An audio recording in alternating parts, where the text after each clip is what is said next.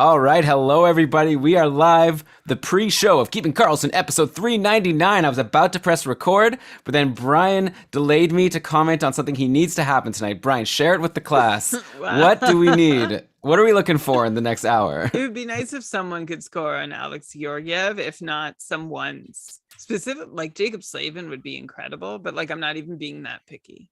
Just like Carolina should score. So what is this? Like on your Georgiev. opponent, I guess, picked up Georgiev? Yeah. And what's like the shot count right now? I saw that was like 30, like he's made 32 wow. saves and there's only been 2 periods. I thought he's not that good. I guess now the He Rangers... does This is He great, actually. The Rangers, I mean, not for you, but the Rangers should definitely try to trade him tomorrow now and be like, check out this game. His last 4 starts have all been bad.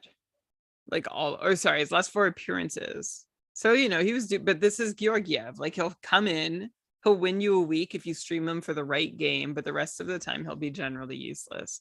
So right now he might be winning Ian the week. Ian, who I got off easy this week because Giroux got traded and Landeskog got injured. So those are 2 key cogs of Ian's team. But you're still going to lose. Yeah, it's been a really ugly week for both of us, actually.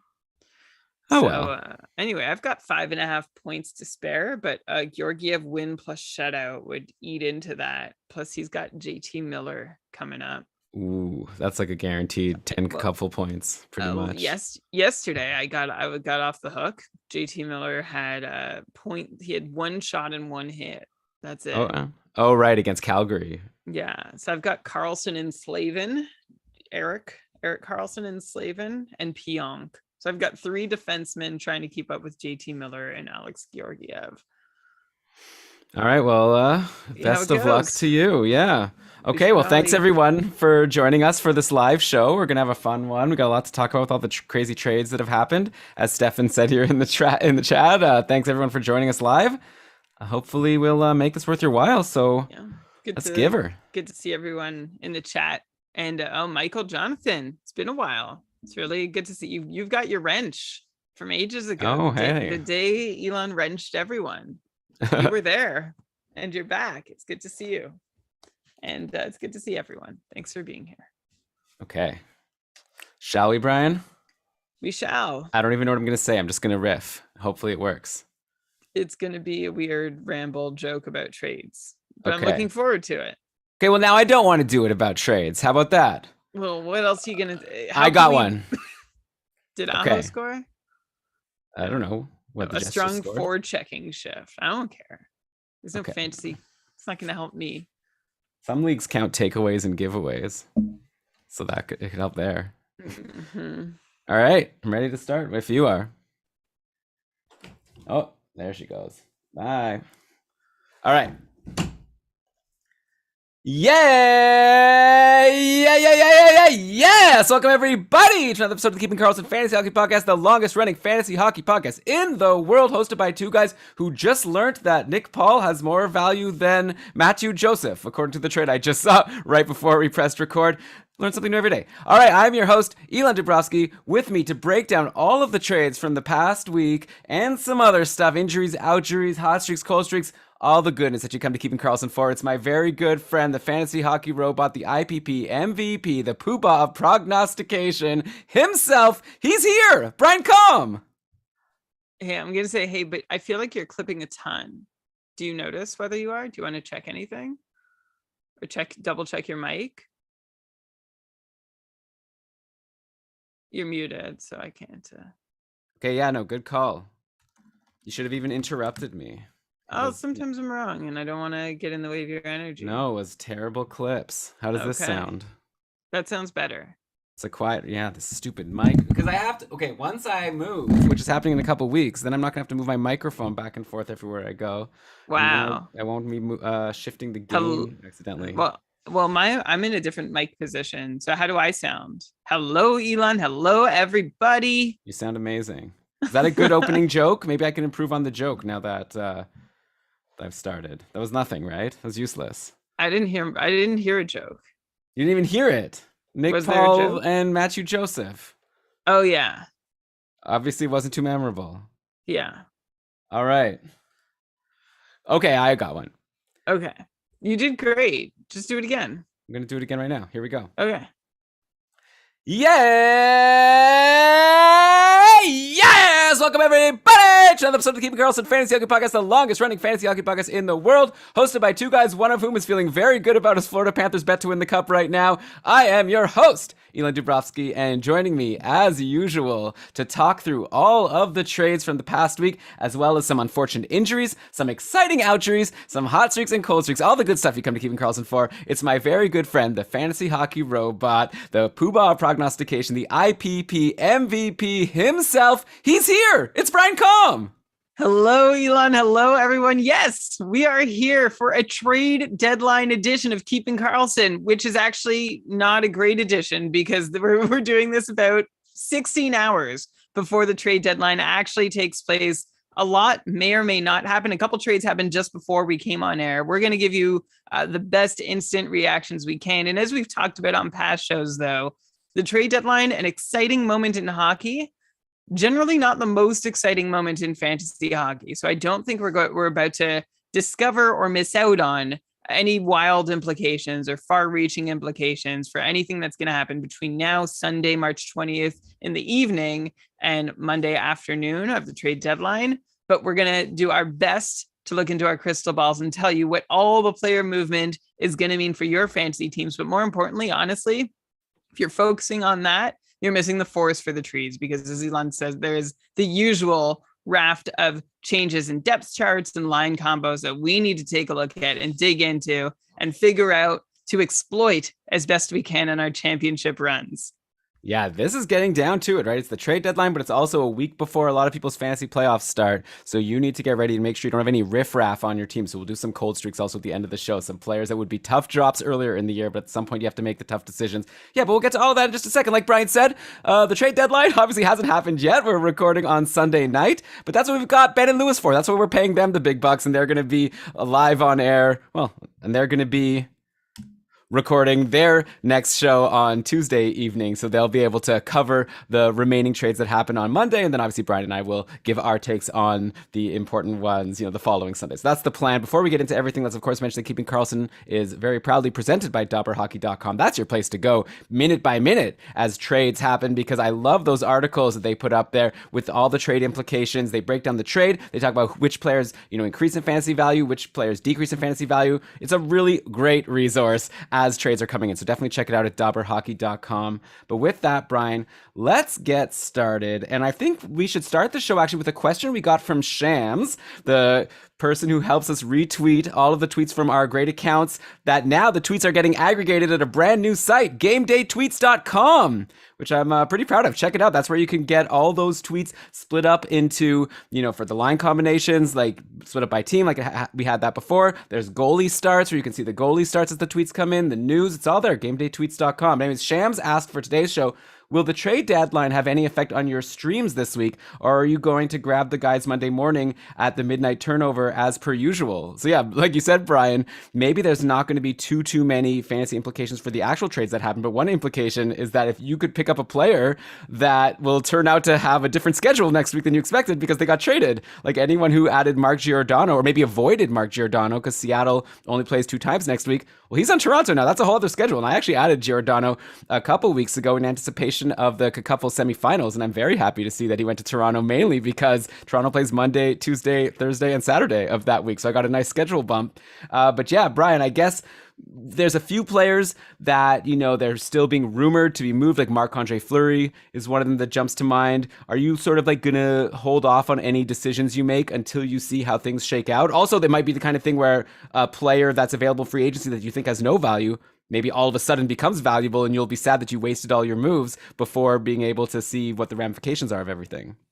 Right. If you're listening to this on Sunday night or Monday morning, you might get itchy and want to know what to do about these, using your moves when things might change, the ground might shift under you. And actually, Elon, I feel like we have plenty of experience working with that this year, this trade deadline, and trying to figure out exactly how to use my moves, knowing some big changes maybe on the horizon, but really some little changes. I'm just a big trade deadline wet blanket, by the way. So I'm sorry for anyone who is. I'm excited too. I think it'll be fun. But this does feel almost like when everyone was getting COVID. Remember, you didn't want to burn moves too far before game time in case a player didn't actually end up playing. And this feels similar to that. I'll think twice about streaming in players who may get dealt, especially if there's a chance they'll be crossing the border, if that's the latest smoke and rumor out there about them. And I'll also know that if I have any star players, maybe I need to subtract a game played or two from my projected totals. And looking at the ones who may still have yet to move, I guess Giordano got moved, but looking at, the TSN trade bait board, I still see Fleury, Raquel, Klingberg, and Chychrun, although Chychrun's injured anyway. But those are probably the most likely to be rostered guys who may change hands over the trade deadline and you may lose games from. I haven't been going crazy on Mondays anyway this season, so I actually am pretty happy that the deadline is on a Monday. Let's get it all over with, and then I can use the rest of my moves through the week as I normally would. But yeah, definitely think twice if you're about to spend a move without thinking about whether or not the guys that you're spending the move on or making up a loss of games played for, that their team and schedule might change in the rest of the week, or they might miss a game or two in transit. Yeah, definitely good advice. And yeah, I think of, like, for example, speaking of the Mark Giordano trade, like all of a sudden Vince Dunn has more fantasy value. And obviously we'll discuss that when it happens. But, so maybe some of these players you'll like to have saved your moves because maybe there'll be some like, peripheral guys that all of a sudden become more valuable that you'll want to consider. But anyways, we'll get into it all starting right now. So let's talk about the biggest wheelers and dealers of the deadline so far. And those are, of course, the Florida Panthers, who on Wednesday they sent Frank Vetrano to the Rangers for a fourth. Then they acquired Ben Sharat from the Habs for a prospect and a first and a fourth. And all of this was setting the stage for the big acquisition on Saturday, where they acquired Claude Giroux from the Flyers, along with Connor Bunnaman and German Rubtsov, and a fifth for Owen Tippett, a first and a third.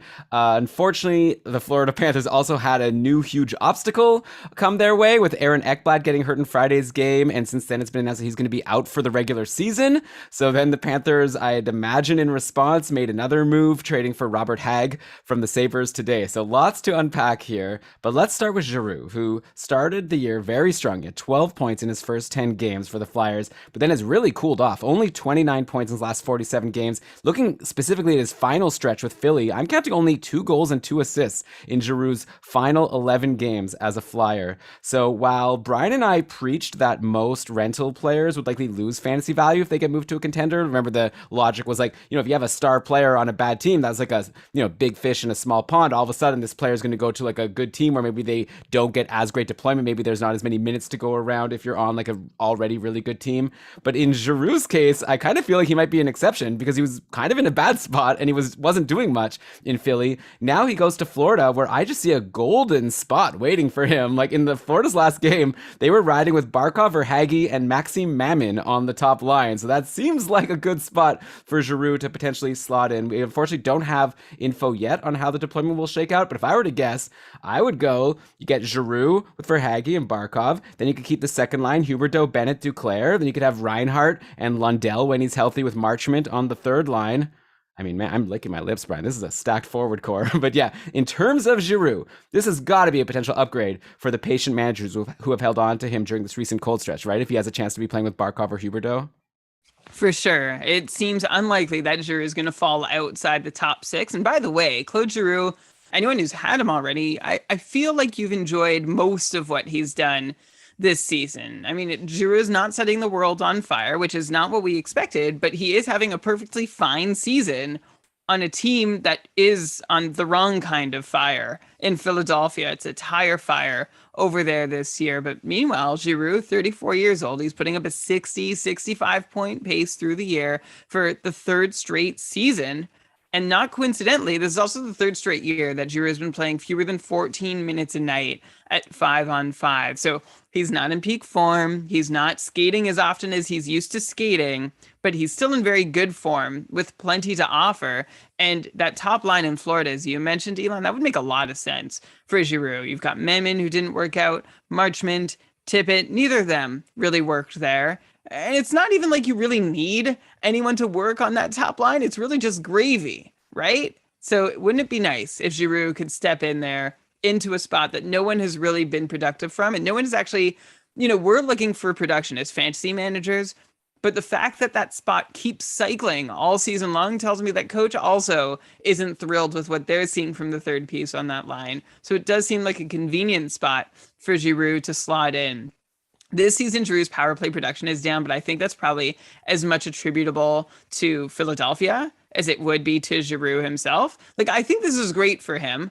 He's better than Verhaeghe, I think, right? The only wonder for me is that Giroux has always been the guy on his line. You look back at his 100-point seasons, he's the one you wanted exposure to. But now Giroux's with Barkov, and I don't know he's ever played with a guy like Barkov. I look at Giroux's most successful and productive seasons. I see him playing with Danny Briere, Jeff Carter, Mike Richards, Jacob Voracek. These are some vintage Flyers names here.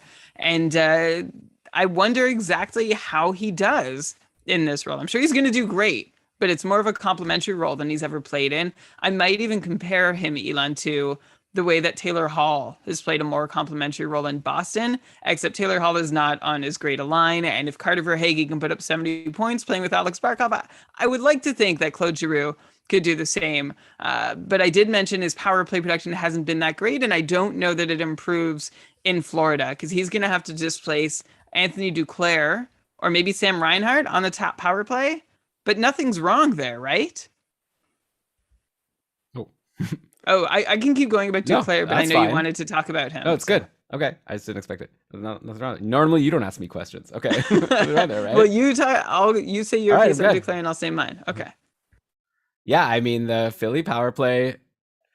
Yeah, I mean the Florida power play looking good, and you're right. I wonder what's going to happen with Giroux. The thing is, like, also one thing I'll preach is for people to not to like freak out too much about like the opening game lines with Giroux in the lineup. There might be a lot of tinkering over these next couple of weeks, so maybe Duclair loses his spot on the top power play, and then maybe he gets it back after a game or two. And we have seen star players come to the team, a la Sam Reinhart, and then play on the third line or on the second power play for stretches, which isn't something we maybe expected in the offseason. But yeah, Duclair's maybe, if I'm looking at like people who might be casualties of Giroux coming, Duclair, I guess, to me, like, jumps out just because he has 12 points in his last 14 games, but 10 of them have been on the power play, which is awesome. And maybe it's a point in his favor of, like, he should just hold that job. But if he were to get bumped from the top power play, like, clearly playing with Huberdeau at even strength, which you think would be enough, like, hasn't been enough for him to put up too much production at even strength. I guess you could say the same about Sam Bennett, right? Lately, a lot of people have been frustrated with him. So we'll have to definitely see what happens. But Duclair, if displaced from the top power play, would concern me. But that's a big if. It's up to Brunette to decide what he wants to do, and we don't have an idea yet of what he's planning.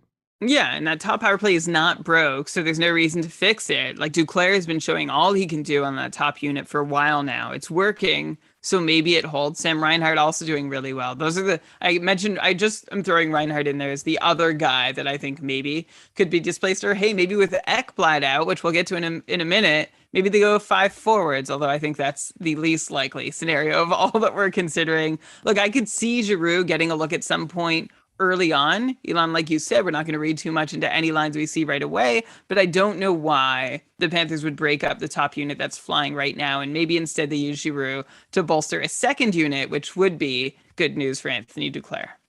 Yeah, unless it's bad news because they like split it 50-50 because they have so many star players, then it's bad. Anyway, whatever.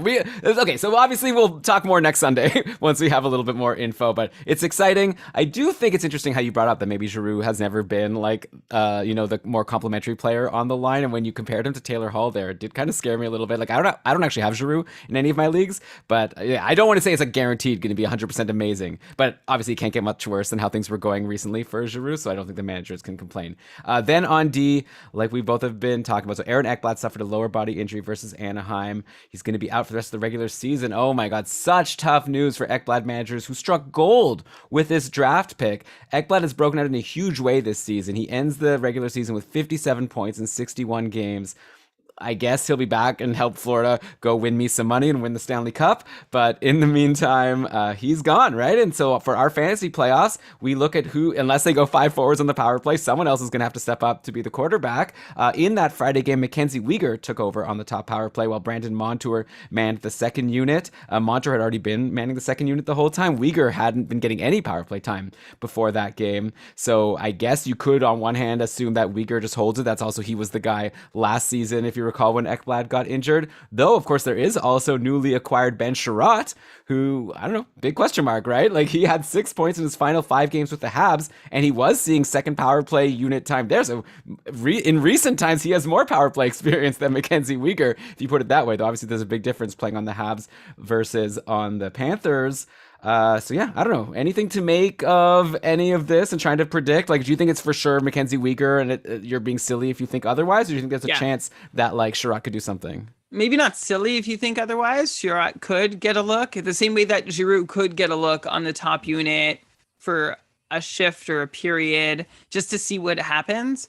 But I would be pretty surprised if Sharat, who is not built in the mold of an offensive defenseman, is able to take more top power play minutes than Mackenzie Weegar, who is also maybe not necessarily built in exactly the mold of an offensive power play defenseman, but we've seen him manage it. And I don't see why the Panthers would just like change their minds entirely. Weegar replaced Ekblad last year. I don't see Sharat as being substantially better than Weegar. Plus, we don't know how long he's in Florida for, where Weegar, there's a bit of a relationship there. So I would assume that Mackenzie Weegar is the one you want to pick up that Florida power play quarterbacking time. Yeah, and in that case, good news for Weegar managers because he's been on a cold streak recently. So obviously getting that top power play spot is probably going to be good for him. Yeah. Let's also keep in mind that it's never a guarantee, right? Like look at Jacob Slavin, who's had this happen a couple times over the last couple of years. He gets all this top power play time and doesn't get to do anything with, or well, he tries to do something with it, but he doesn't actually deliver. It is possible for a power play quarterback to step into a role that someone really, like Aaron Ekblad is really freaking talented, and he does a lot of the work on that power play too. Of course, a lot of people do a lot of the work there. It's a great place to be, but I would suggest that maybe, just maybe, I would go out and get Weegar for sure. But if it's not clicking after a few games, I'm just saying it's not a slam dunk. But Weegar did. I'm trying to actually remember, Elon. I didn't look this up before we recorded, but my memory tells me that Mackenzie Weegar, in the time that Ekblad was out last year, had like some really great even strength play, but did not put up a ton on the power play. All right, I'm checking out Frozen Tools right now. So he had 11 points in his final 11 games last season and 2 power play points. So I don't know, 2 points in 11 games on the power play. It's something, not blowing the doors off. But anyways, we'll see. It's a whole new team now. It's we've got some new players in here. We've got potentially 2 new guys in this top power play in Giroux and Weegar. So we'll wait and see what happens. But I agree with you that Weegar is probably the guy that gets the first shot there. And if the listeners can indulge a little bit more Panthers talk, I just want to also mention 20-year-old Spencer Knight, who has started the last 4 games for the team with Bobrovsky, quote unquote, not feeling well. And Spencer Knight has been great. He's led in only 8 goals in those 4 games, including a shutout over the Ducks on Friday. It only took 17 saves to do it, but hey, a shutout is a shutout. Is there anything to make of this recent development, or like, are you just expecting that once Bobrovsky is healthy, hopefully this is something that he feels better soon. Once he's healthy, is he going to go back to being this like volume starter that he's been all season? Because there were times when Spencer Knight got games and he just like wasn't doing well, and I assumed that was a big reason why Bobrovsky was playing so often. But now that Knight is showing himself to be pretty good, I wonder if maybe he's earned a few more games rest of the way. Like, how do you think this is going to shake out for the rest of the season? I feel like it doesn't change anything so materially, especially because the latest update we have on Bobrovsky is from Jameson Olive, who said that who quoted Andrew Burnett saying that Bobrovsky looked really good on the ice, really sharp. He's skating. This has been lingering a little bit. We'll get a day off tomorrow, and then we'll know on Tuesday. So hopefully within a couple days of us recording this, we know what the future holds for Bobrovsky. But that's a pretty positive update on the whole. And I just feel like this is what Florida wants. Like, this actually kind of worked out. Bob took a little break. Hopefully he's back, no worse for wear. And in the meantime, Spencer Knight did get to carry a bit of a load, and they got to see what he could do, and he got on a roll. Spencer Knight has a .937 save percentage in his last 5 games. That's good news for Florida. This is great. If a goalie gets injured, they know their backup is ready to step in a year that they could legit win the Stanley Cup and don't want it to be squandered by some bad goaltending. But I think it's going to go back to being Bob's net once he's ready for it. I don't think this last little run of games helps steal many starts from Bobrovsky, but I think it just helps the Panthers feel confident that what they've got in net is going to work for them, which unfortunately doesn't do much for your fantasy team. So the actionable advice here is that if you have Spencer Knight, when Bobrovsky comes back, I would let him go. I'm not seeing any reason to hold on to him. I don't think he's going to see more than one every 3 games. And even if he saw that many, I might be a little surprised.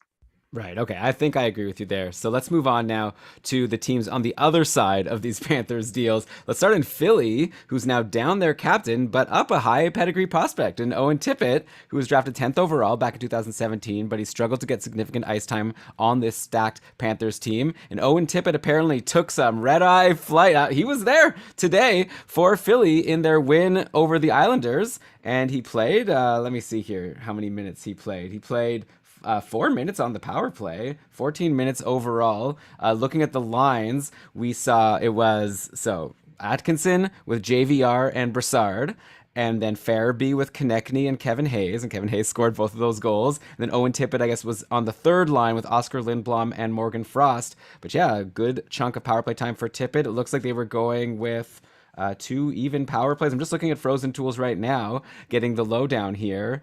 So yeah, I guess that's the situation now in Philly. Do you have any interest in, before we talk about everyone else, like Owen Tippett, a guy who at one point this season we were talking about as being interested in playing with Bennett and Huberdeau. It didn't really work out, like you mentioned before. Is he someone even on your watch list in any of your leagues now that he's in Philly, or is he just someone that, yeah, maybe one day he'll be good, but I'm not expecting anything this season? No, Tippett's on my watch list. If we can't expect anything from him this season, I'm not sure when we can. This is a guy who's 23 years old already. He was drafted 10th overall in 2017 by the Panthers. He's played 94 games. Owen Tippett is ready for the NHL, and we're ready to see what he can offer. He's already conquered the AHL. Over the last few seasons, he has scored 58 points in 58 AHL games played. But in the NHL, Tippett has had just 33 points in those aforementioned 94 NHL games. But granted, Tippett has been playing mostly bottom 6 roles, seeing fewer than 12 minutes a night. This is a guy who has top 6 upside, but he just hasn't put it all together yet. Which actually, doesn't that feel like a way to describe a large swath of the existing Philadelphia prospect base? You know, you think of your Farabee and your Lawton, and it's just like, yeah, that and your Lindblom.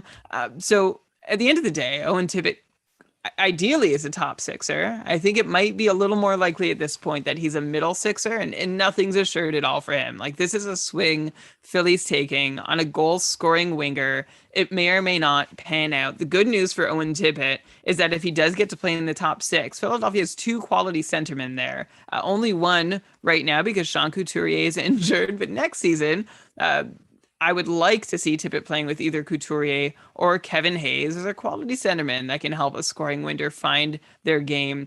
And I think it'll be good for Tippett to get a fresh look the rest of the season, regardless of who his centerman is. And this is a chance also for Tippett to see more than the 10, 12 minutes a night that he's only been seeing since like January. So I don't think he's someone I rush for. I'm not going to go get him because I think there's going to be this brand new opportunity in Philly that he's ready to take advantage of. But I will put him on my watch list as like somewhere, someone who lands somewhere between Joel Farabee and Scott Lawton as flyers that I'm interested in. Today, I think I saw that, and I'm sorry if you mentioned this already, Elon, but Tippett was playing on the third line and the top power play unit.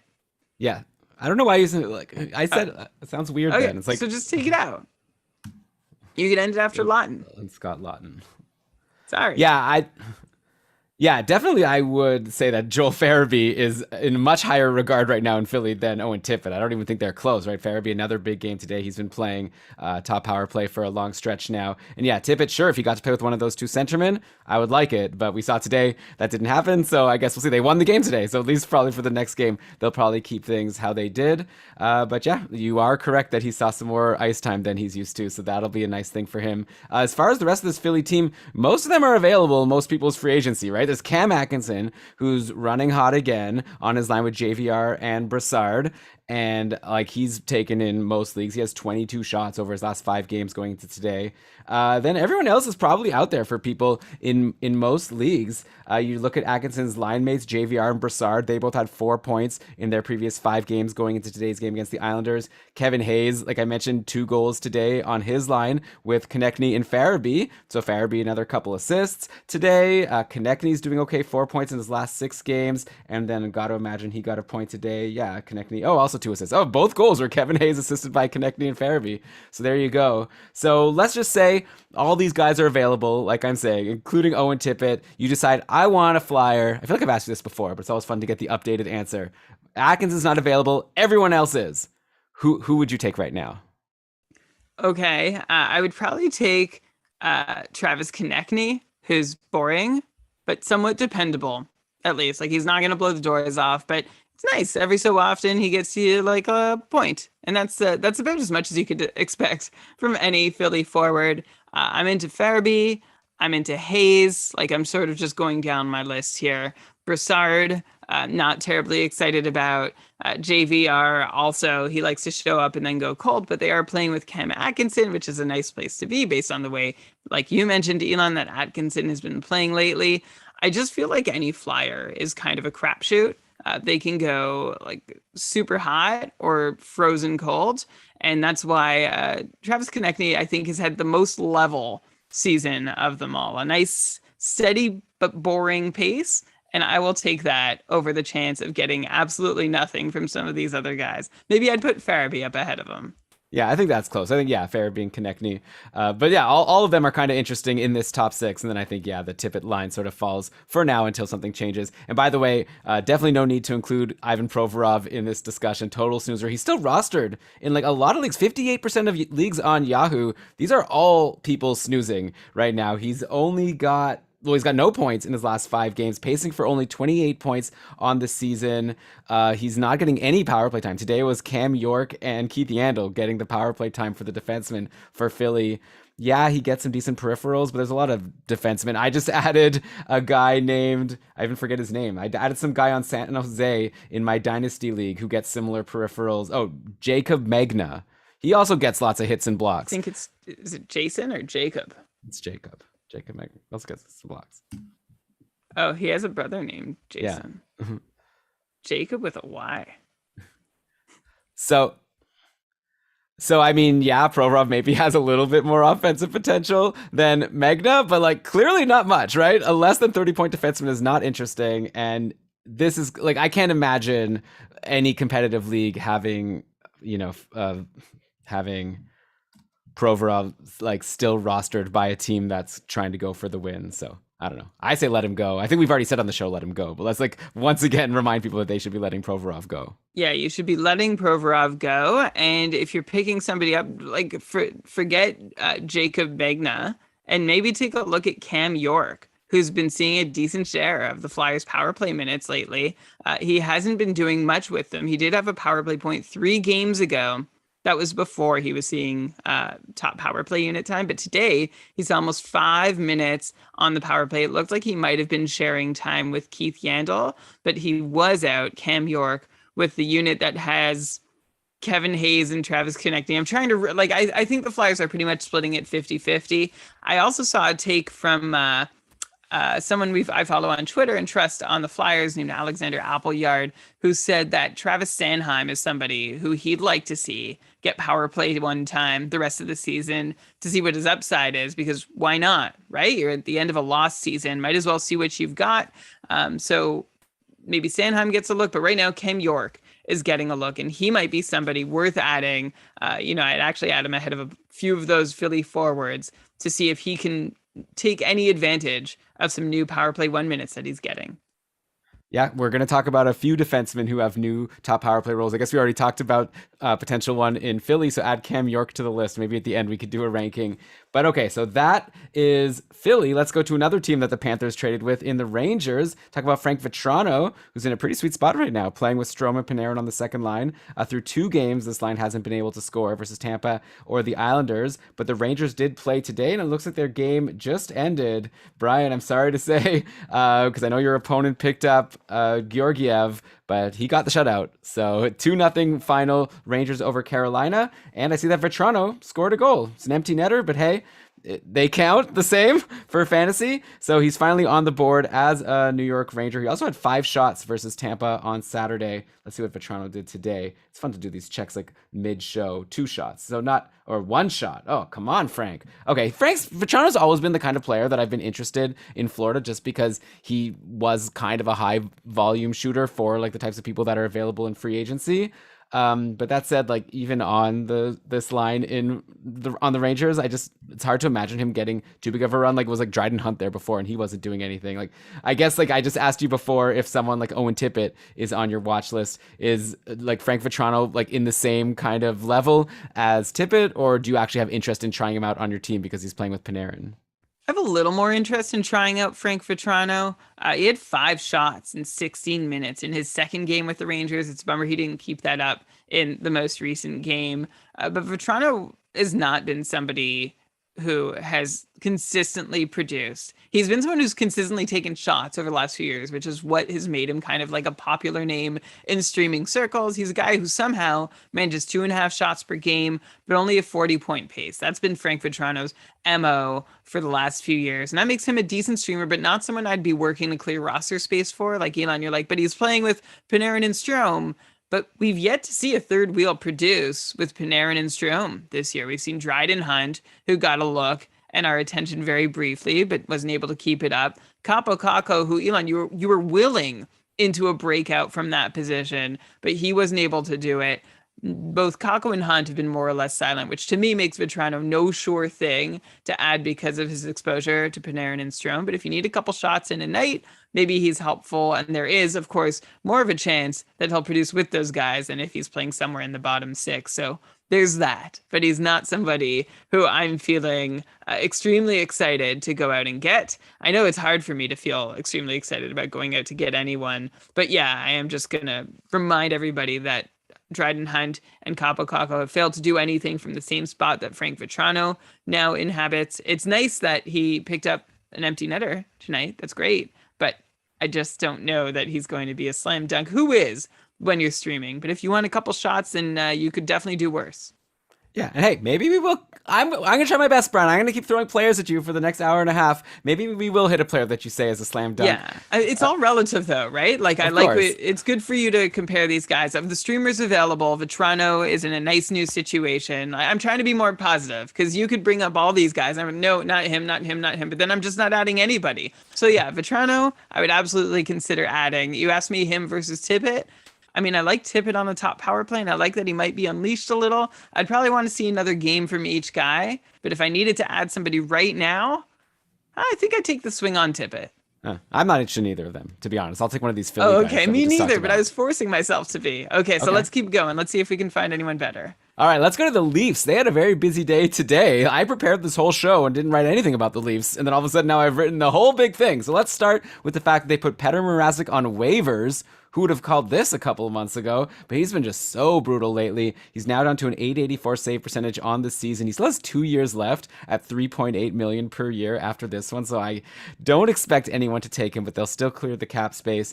Man, that was a bad signing. Sorry, I could have told you, Toronto. I never really liked Petr Mrazek for what it's worth. Anyways, they then went out and signed 32-year-old Olympic gold medal winning goaltender Harry Sateri, who's been having an amazing season with Novosibirsk Sibir in the KHL. He has a .933 save percentage this season. Unfortunately, the Leafs are going to have to now put him on waivers and see if he clears waivers, so it'll be pretty funny and mean if another team just goes and claims Sateri after the Leafs did all the hard work to get him to agree to sign to a contract. But anyways, assuming Sateri does clear waivers, I guess we're going to be seeing a Sateri and Eric Kallgren tandem for a bit until Jack Campbell comes back. And who knows what's going on with Jack Campbell.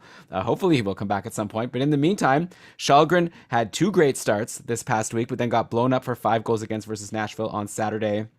Brian, why don't you just give us a quick rundown on, like, first of all, who this Harry Sateri is, and if you're interested in taking a shot on him. Like, I was asking in our Discord what people think about Sateri versus Kallgren, and everyone's been like, well, obviously, like, Kallgren is their guy, and Sateri's just there, you know, as a stopgap until Campbell comes back. But I don't know, the way I see it, like, who was Kallgren, like, a week ago? No one even cared about him. Then he had a couple good games. Sateri's, you know, older, he has this experience, he's a winner, he won a gold medal, so I don't know, I feel like there's at least potential that he could end up taking over as the starter. Like, I don't know, I feel like right now I'd give Kallgren the edge, but I feel like both of them could potentially have a good week and have some value until Campbell comes back. Curious to get what your thoughts are.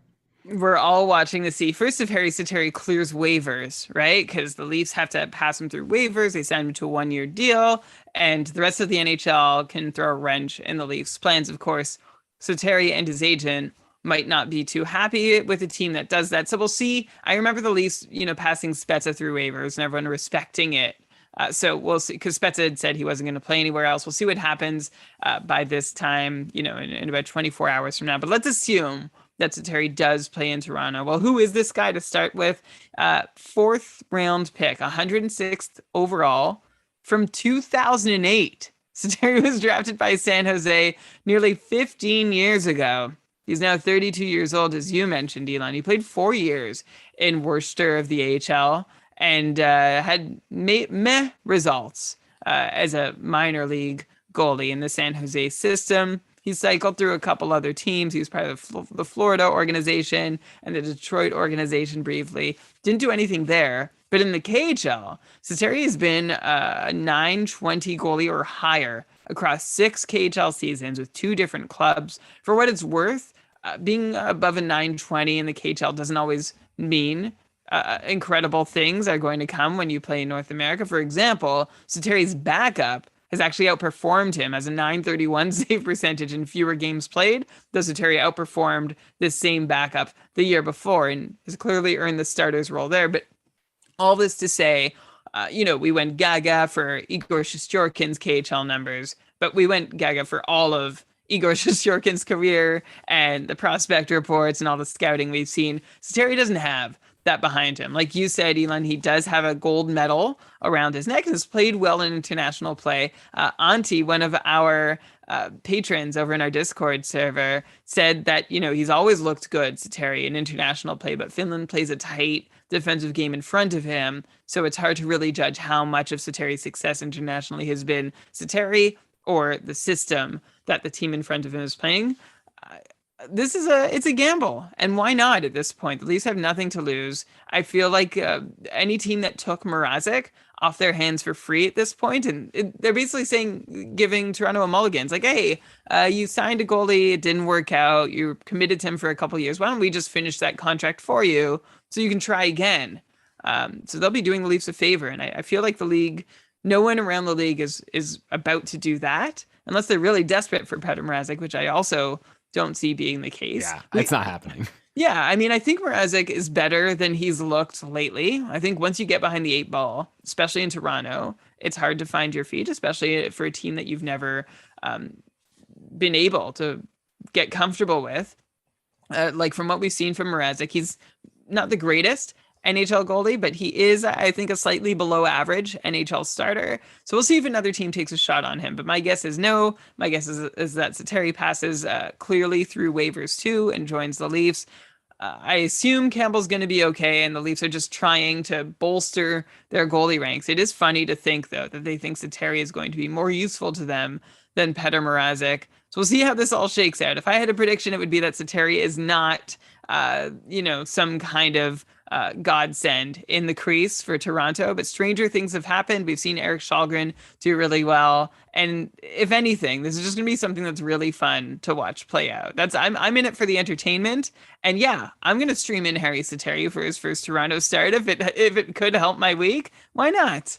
Yeah, definitely will be fun to watch. And like you say, that, he was playing behind a strong defensive team in Finland. And maybe Toronto is now a strong defensive team now that they've traded for Mark Giordano. We'll have to see how that plays out. And by the way, Brian, I think the calculation is a little more complicated than just we expect Sateri to be more valuable than Mrázek. I think that part of the calculus was if we waive Mrázek, then we could afford to bring on Mark Giordano's contracts. There's probably a lot of stuff like that go into it. But either way, here we are. We've got Sateri. We've got Mark Giordano. We've also got Colin Blackwell on the Leafs. Who was the second piece of the deal in exchange for a couple seconds and a third. When I think of Mark Giordano, like right away, people are going to be like, oh, he's going to be, stuck behind Morgan Rielly, who's on the top power play, so Giordano probably loses value.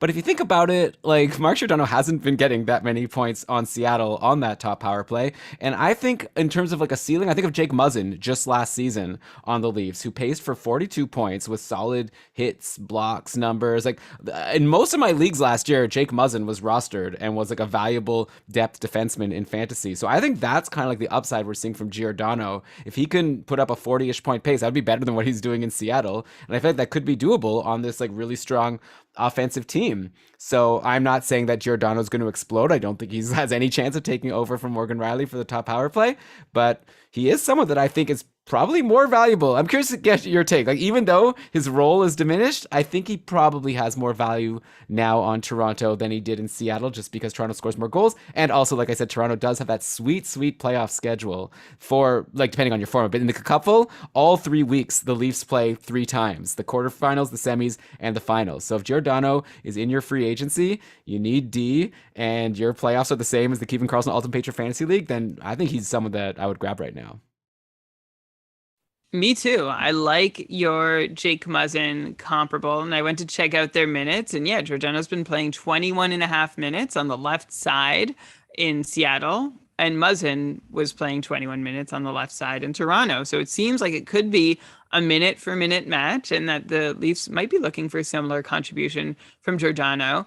Like you said, Elon, Giordano's deployment doesn't improve, but he wasn't doing much with it anyway.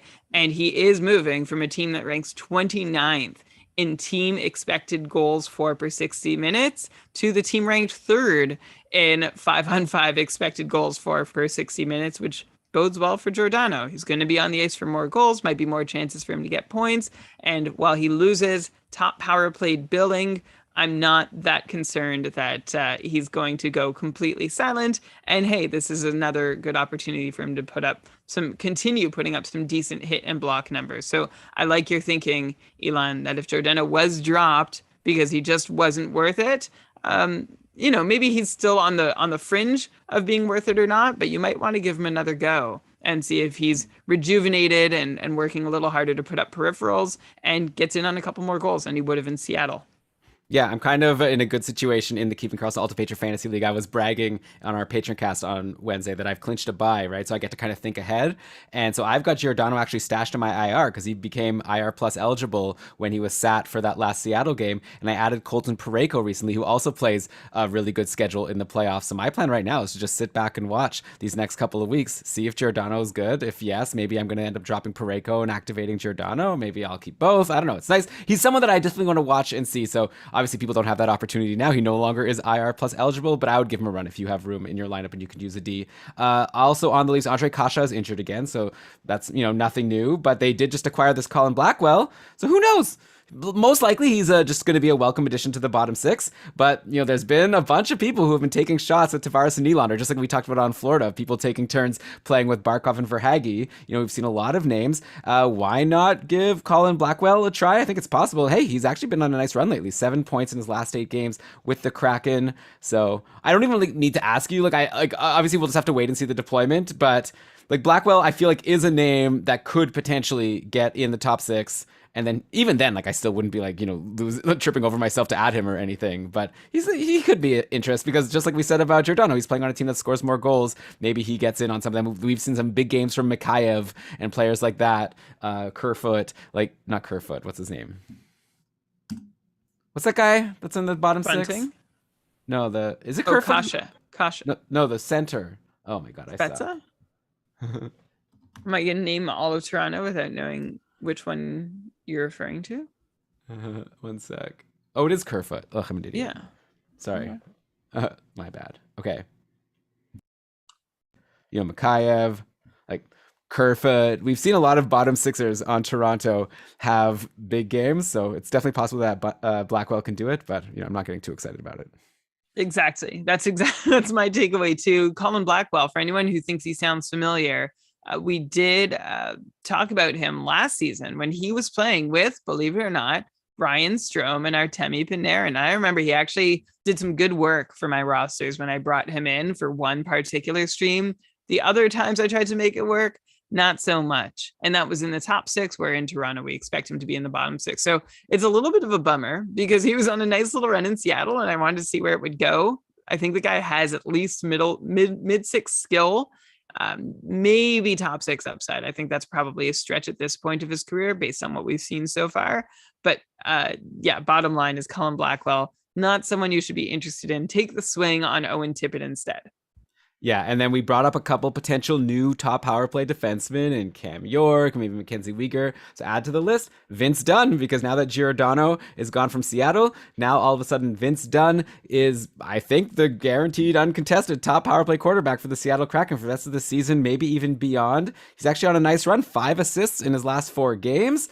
We're going to bring up more top power play defensemen at the end of the show. So let's just set a baseline here. Vince Dunn, like, what are we expecting from him for the rest of the season? Is he someone that now we're interested in grabbing now that he's guaranteed to get this deployment and he's on a good run right now?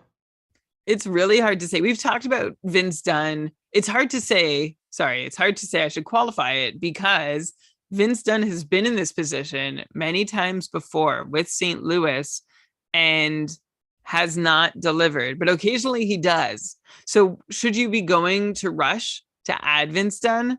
I don't think so. I don't think we're about to see a breakout come, because, I mean, he couldn't displace Mark Giordano, who sure wasn't doing very well himself on the top unit. Another reason to not be that excited about Vince Dunn is that Seattle has one of the worst power plays in the league. They sit 29th in the NHL in power play conversion rate, converting on fewer than 15% of their chances, which is more than only Montreal, Philadelphia, and Arizona. Which is funny, right? Because we already mentioned Philadelphia, and we actually have the 28th ranked team's power play quarterback we're going to talk about later in the show. But a lot of power play quarterbacks suddenly available, or new guys getting looks on some of the worst power play teams in the league. So you just have to balance one thing with the other. Vince Dunn is somebody who I'd now elevate to being someone I would stream into my roster, but he, again, is not the sort of player that I'm trying to make room for and saying, oh, Vince Dunn's on the top power play, I need this quarterback on my roster. Right, yeah. He's one of the many options we're going to bring up on this episode. I'm not expecting a ton, but maybe he could have some value, especially if Seattle has a good schedule in a given week. Brian, we've still got a lot to get to, but let's just take a quick break right now and thank a sponsor for this week's show. And those are our friends, once again, at HelloFresh. I've been thinking about it today. And you know how, like, when you are playing fantasy hockey and there's all of these players available and you could, like, go in and, like, grab this player or that player to your team and hope it works out. You hope you know what you're doing. But, like, you, faithful listener of Keeping Karlsson, you're like, no, how about I listen to this podcast that will help, like, curate which players I should be thinking about, help me, like, think about, like, who are the good players, who are the bad players, maybe even give me advice on how to put them together to make my fantasy team. That's kind of like what HelloFresh does for grocery shopping and for your meal cooking, right? Like, instead of you having to go to the grocery store and figure it out for yourself, HelloFresh is going to send you pre-portioned ingredients right to your door with recipes. And these are going to be like farm fresh produce, like, you know, all the good stuff. And so you get, like, convenience of getting all the good, healthy food you need. You get the ingredients and you can make these, like, really delicious meals, just like how we're going to help you build this really delicious fantasy team that's going to win the championship. They're going to help you build these really delicious meals that you're going to impress your friends and family. You're going to eat healthy and you're going to save some money, okay? Because it's 72% cheaper, according to this document I have here, to eat your HelloFresh food rather than go to a restaurant and get a meal of the same quality. And you could save on average over $65 per month when you order HelloFresh instead of grocery shopping. So that's money back in your pocket, according to a Zagat dinner survey. So, Brian, I think that our listeners, if they haven't yet, like, you and I have been getting these HelloFresh boxes. I've been enjoying them. I've been making some great stuff. I eat it. I'm like, I made this? All right. Okay. Good for me. I can't believe I was able to cook and eat this delicious food. And our listeners can get the same experience with, like, a super sweet deal, right? You want to tell them what it is? Yeah, for sure. It's a super sweet and super savory deal. If you go to hellofresh.com/Karlsson16, spelled like Eric's last name, use the code Karlsson16 and you'll get up to 16 free meals and 3 free gifts. Like Elon said, we've been getting a couple HelloFresh boxes sent to us lately, and they're fun. And they actually look like the picture when you're done, which I like. That works better for me than the usual recipe book that I follow. My meals look nothing like the picture, but HelloFresh, nice little colorful touches and garnishes. You can really make it look picture perfect. Again, that's hellofresh.com/Karlsson16 for up to 16 free meals and 3 free gifts. HelloFresh, try out America's #1 meal kit. All right, and like I said, we are going to be back with all the rest of the trade coverage and some hot streaks, cold streaks, injuries, all the goods. In just a sec, you're listening to Keeping Karlsson. Brian, I hope it's a case that you just like were busy and not that I was too boring. Because I like thought I did a fun, I don't know. I was like trying to do something different with the ad, but then I saw your face was like stone cold, like not even really. I was probably thinking about Oh, how okay. it was, or like looking. You did great. I loved it. I think, yeah, I was thinking to myself. We should do an hour and a half HelloFresh ad where the whole thing you're just building up to it. I was talking to Dina. We went on a walk today, and I was like asking her like, "How is HelloFresh like fantasy hockey?" And we workshopped how we could make this ad. I love it. You did Okay. great. But okay. I would. I guess I that would, was me just fishing for compliments. I don't know. I was just curious if you heard it or not. Oh, I heard it. I don't know. Sometimes I don't know. I know you're busy prepping your next stuff. Yeah. Well, sometimes I say things you've already said. I know. Well, you should listen to the show. You might like it. Which one? The live one or the recorded one? No, either. Well, give us the download, please. I do that. Well, I do. I download and Yeah, I me occasionally too. listen. Yeah. All right. Let's get to this. Okay, we are back. No, I don't like that. Welcome back, everyone, to Keeping Karlsson. I think we've covered the most impactful trades for now. Once again, Ben and Lewis will cover the rest on Wednesday morning's episode of Short Shifts. But we still got a few interesting ones that I wanted to get your take on. Let's go to Calgary next. They acquired Calle Jarnkrok from Seattle for a second, third, and a seventh. This led to a very interesting line shakeup for Calgary's 5-2 win over Vancouver on Saturday as Tyler Toffoli jumped to the top line to play with Gaudreau and Lindholm. Then Matthew Kachuk went to a line with Backlund and Dubé, leaving Jarnkrok on a pretty decent-looking line himself, paired with Blake Coleman and Andrew Mangiapane. Jarnkrok also skated on the second power play with those two line mates, and Jarnkrok picked up a first-period assist in that game and also took 3 shots, threw 2 hits, even blocked a shot to go along with 7 to go. I don't know why I wrote that 7. To go along with 11 face-off wins. So for those deeper league multi-cat people listening to the show, I think that Jarnkrok is someone that would maybe interest me a little bit. Brian, how does Jarnkrok compare to the Vetranos, like the Derek Brassard? I don't know. I figured that you were going to give Brassard a bit more love. I guess you didn't. But how does like Jarnkrok compare to these types of guys, like a 20% or lower rostered on Yahoo? He compares to them is what I'll say. Like, I think we're talking about a player in the same ballpark as these guys.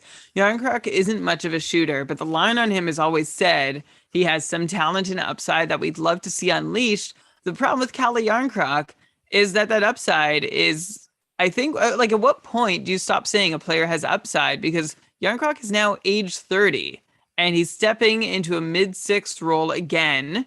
And I just don't know that his upside this time around is going to be any better than it has all the last times when, you know, he's been a high-end prospect trying to stick in a top 6 role. First, Detroit gave him to Nashville for what felt like for free. And then Nashville, like, he spent a lot of time there, had a couple, you know, nice little spurts there when he got up into the top 6, but never held on there. And in Seattle, we thought that might be in a place Jarnkrok could shine. But once again, it wasn't. This is a guy who sees top 6-ish minutes, but doesn't do a ton with them, and he doesn't shoot. So if we're comparing Jarnkrok to anybody else that we're looking at today, you know, even Frank Vetrano I'd prefer, because Frank Vetrano shoots, and Jarnkrok's line looks very much like a third line with Coleman and Mangiapane, who are good guys, decent guys to produce alongside with, but I'm just not seeing a whole lot more. Of course, moving from Seattle, there's more upside because Seattle is one of the least offensive teams in the league. But, sorry. And Calgary has had a fantastic offense. And Calgary has a fantastic offense. Playing on the third line here is better than the second line in Seattle. But I'm still not getting that excited. Mostly, again, because Jarnkrok just doesn't shoot a whole lot. So you're stuck with nothing when he doesn't get you points, which is more often than not. So I'm not that excited about Jarnkrok. If you're looking for points, though, I might take him to Vetrano. But if you're looking for someone to do something somewhere, then I'd take Vetrano because at least I have some faith that he's going to get you a couple shots. Yeah, in the cupful, we count shots. We don't count face-offs. So I think that's the answer. If your league counts face-offs, obviously you need to take that into account for Jarnkrok because he's pretty good there. All right, and let me, by the way, get in front of this and say, we're not worried about Matthew Kachuk. I don't want anyone to be like, uh-oh, Matthew Kachuk's off the top line. Should I be worried? Like, he's a superstar, okay? He had a goal and 2 assists yesterday. That brought him to 74 points in 62 games on the season. Brian, do you think this Kachuk jump to a near 100-point pace this season is for real? Like, we've talked about some other players who've made like this big leap this year. You know, Kyle Connor, like Andrei Svechnikov at times. Like, you know, right now Carolina can't score any goals. So, anyways, we're talking about Matthew Kachuk. Like, what would you project him for next season if we had to make an early call? Like, is he really like, let's say not 100, but like, would you be comfortable putting him for 90? Like, he's well beating right now. Yeah, I'd be very comfortable putting Kachuk for 90. We've never not thought Matthew Kachuk was for real. Every year, it seems like he's taking it up another notch, and we look into him and say, is he for real? And it's like, yeah, he is for real every time. And this year is no different for Matthew Kachuk, who's now proven he's a legit top line player. He spent all season alongside Johnny Gaudreau and Elias Lindholm. And not only has he been getting the deployment, like that's not all. Kachuk has upped his own game. His shot and shot attempt rates have gone up, and he's taken a huge step in individual expected goals rates, which basically means he's shooting more often from more dangerous places, which means he's shooting more often from more dangerous places while he's on the ice. Matthew Kachuk is 24 years old. He's accomplished a lot for being 24 years old, and this is about when we might start seeing his big breakout happen, and I think it's fully here. And for what it's worth, Kachuk has been part of a top line in Calgary that's the most productive one we've ever seen, and yes, more so than that big Monahan, Gaudreau, Lindholm breakout that we had a few seasons back. This line with Kachuk instead of Monahan is completely outperforming that trio, whether that's Kachuk's doing or the whole line's doing or coaching. You know, credit can probably be shared around for it, but if you're wondering or questioning whether Matthew Kachuk is legit, yes, he is absolutely legit. And it's the same deal on the power play for Kachuk, by the way. He is reaching new heights this year, and after 62 games, do you hear that? I heard it, but it's okay. It's okay. It's manageable. Okay. Matthew Kachuk is already just one power play point shy of tying his career record of 24 power play points, which he got in 80 games. Like I said, he's one shy in 62 games played. Now with Matthew Kachuk pacing for 30 power play points on the season. The only thing, everybody likes a healthy dose of, well, but really? And so I'll offer that here. I'm wondering if Kachuk's 5-on-5 line is seeing a bit too much shooting success. They're converting at 11.5%, which isn't impossible. And elite lines do it. And so I guess my only question is this really an elite line, which is really something that we can only kind of anoint them as after we see them keep this up for enough of a sample size to be like, yeah, they're keeping it up. I think this line could keep it up, though, and I don't think it's total luck. That's the only reason I would start Kachuk conservatively at 90 points versus the 100 he's currently on pace for. But 100 points definitely seems possible. And I think that's really exciting. I'm not about to also say, yeah, and you can add another 10 next year, because I think Kachuk has already taken his big step to get to this 100-point pace this year. And I'm not sure he can take an equivalent size step next year because I think that's fine. Yeah. Okay. Like, that's definitely still going to be making people very happy. Oh, yeah, exactly. So just don't expect so much more from Matthew Kachuk, but that's great because it means you can expect between 90 and 100 points. Maybe I'll lean a little bit towards 90, but I wouldn't at all be surprised if he could get 100 again next season. Matthew Kachuk is a high-end talent who should probably go in the first couple rounds of your fantasy drafts. Yeah, last year, I think Brady Kachuk was getting taken ahead of Matthew in like all leagues, especially Bangers leagues, right? Like next year, I wonder how that'll go between the two, because Brady's been good, but like not this good. Like this is a whole other level. And I see Kachuk on the second line in Calgary a lot like when Pasternak was moved to the second line in Boston. We were like, oh, is that going to hurt him? And I was like, no, like he'll be fine. He's Matthew Kachuk. He's David Pasternak. Anyway. Sorry, you were into the chat, and now I'm into the chat. So you weren't listening. Okay. No. I think I brought up an interesting thing, like about how Matthew and Brady was drafted ahead of Matthew. You drafted Brady. Maybe you could comment. Maybe interesting. You drafted Brady ahead of Matthew this year. Well, maybe you could comment on if you would still do that next year. Oh, okay. I would draft Matthew ahead of Brady next year. Of course, it depends on the format. And in researching this, Matthew Kachuk's hits have gone down this year, so he's offering less bangers value, but you don't really care if he's outscoring his banging brother by 30 or 40 points, do you? So I would prefer Matthew to Brady. Interesting. Okay, so that'll be really fun to do these projections for next year. All right, next trade we've got Hampus Lindholm moving from the Ducks to the Bruins in exchange for John Moore, Orhu Vakanainen, who I know because Maddie and I have him in our Dynasty League, and so 3 picks. So, okay, basically, obviously, the main player here is Hampus Lindholm, who also signed an 8-year, $6.5 million contract extension with the Bruins. So the 28-year-old Lindholm is going to be under contract until he's 36 years old. Lindholm has been having like a solid enough season, 22 points in 61 games, a 30-point pace, along with 55 hits, 77 blocks, which has made him like valuable in real life, of course, and that's why he's earned this contract, but like not so much in fantasy. Like I know people have streamed him in for like small stretches, especially back when Anaheim was scoring all of those goals. He hasn't been too useful lately. Of course, Boston scores more goals than Anaheim. A lot, like, we were talking about how Toronto scores more goals than Seattle.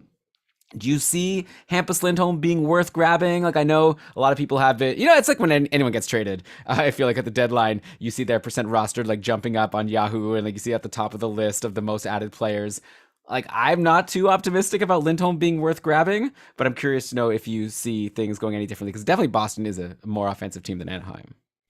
Yes, but I'm not that more optimistic about Lindholm in Boston as I am in Anaheim. It's been a rough few years for Hampus Lindholm in Anaheim, where he hasn't looked as good as he once did. We once really liked his two-way abilities, and he was asked to play more defensively than offensively, and he did it really well until the last couple seasons. But I think some of that might have been because Lindholm was being paired this season with Jamie Drysdale, who's learning the ropes and a teenage defenseman in the NHL, and needs Lindholm to, I think, compensate for the little learning errors that Drysdale's making as he gets acclimated to the bigs.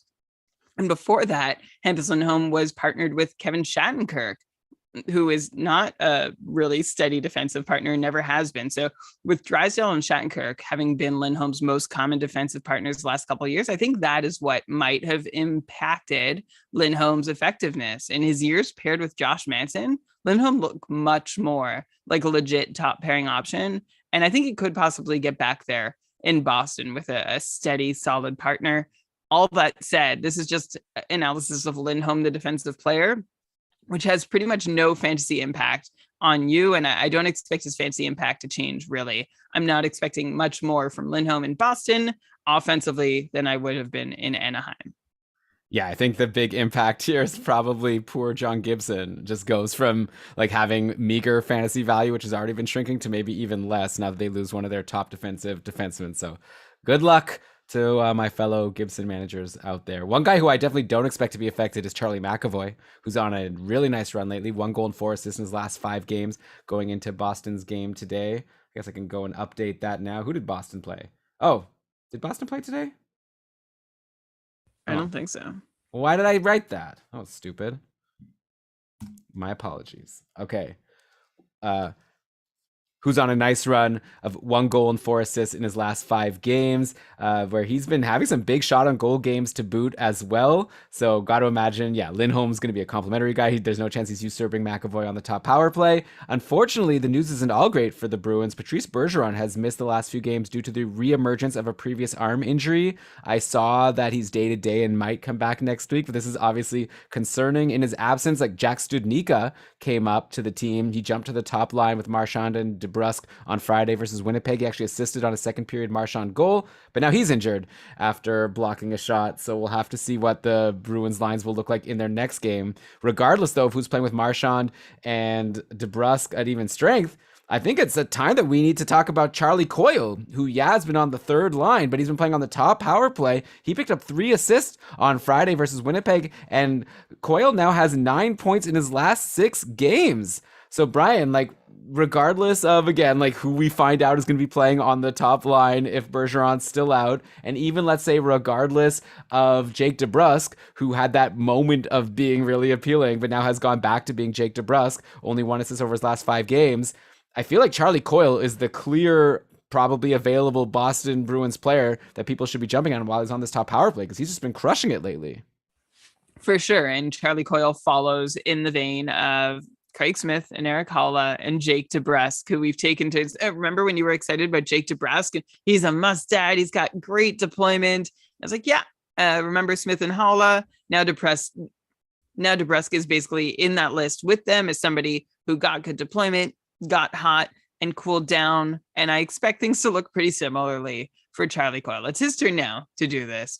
Just remember that good deployment does not equal a guarantee of production from any of these guys who have all had turns before and never done anything sustained. So Charlie Coyle, good short term, but not a must hold by any means.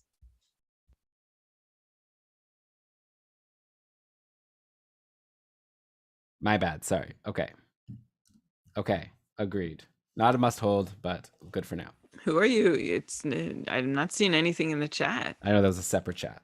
Oh, I apologize. Okay. is it a hockey chat? No, it's just okay. It seemed pretty funny. I kind of want to know.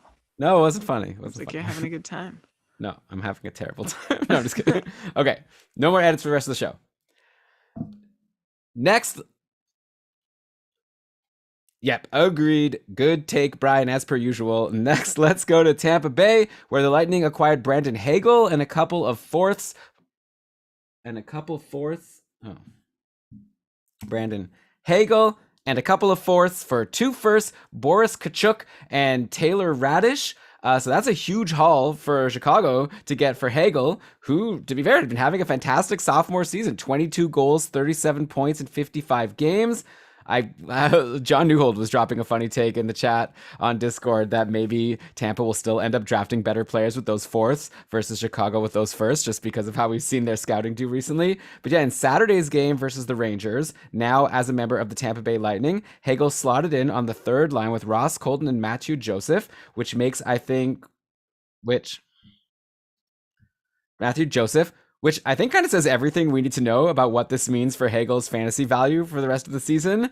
I feel like it tanks and it goes from really high, and he was looking really good in Chicago, and now he's just a middling guy on Tampa. Unless obviously there's the chance that he could like pull a Toffoli and start in the bottom 6 and like power play 2, then shoot up the lineup like Toffoli did in Calgary. But I'd imagine this is all just about Tampa picking up a strong depth piece, but also picking up a strong depth piece, but also killing that player's fantasy value, much like they did to Blake Coleman a couple seasons ago. Remember how good Coleman was looking in New Jersey? Then he went to Tampa and just lost all fantasy value, and it was really frustrating for anyone who was enjoying Coleman's production.